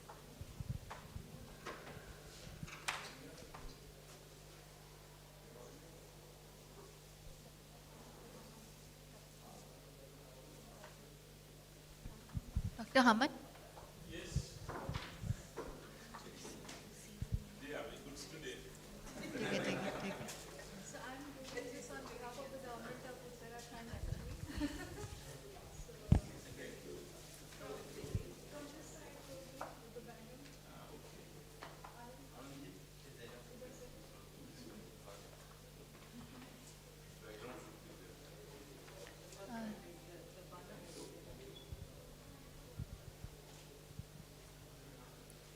Nelly?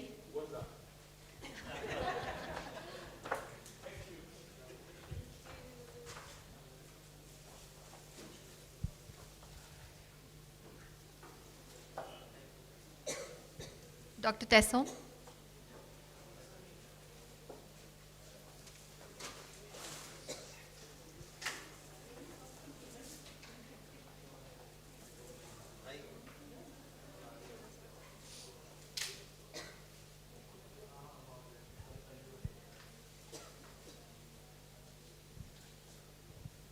Esteban?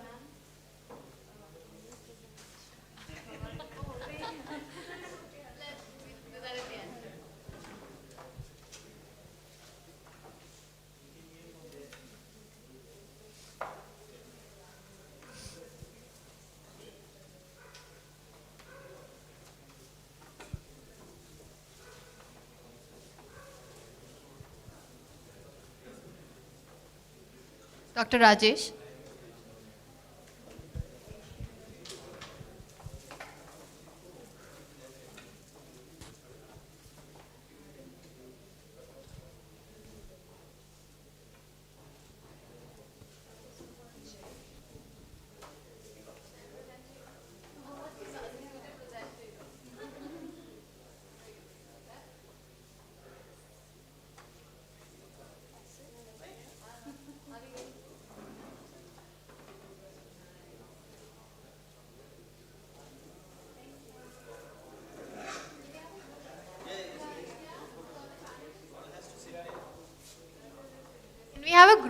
here with the panelists, please. Thank you, sir.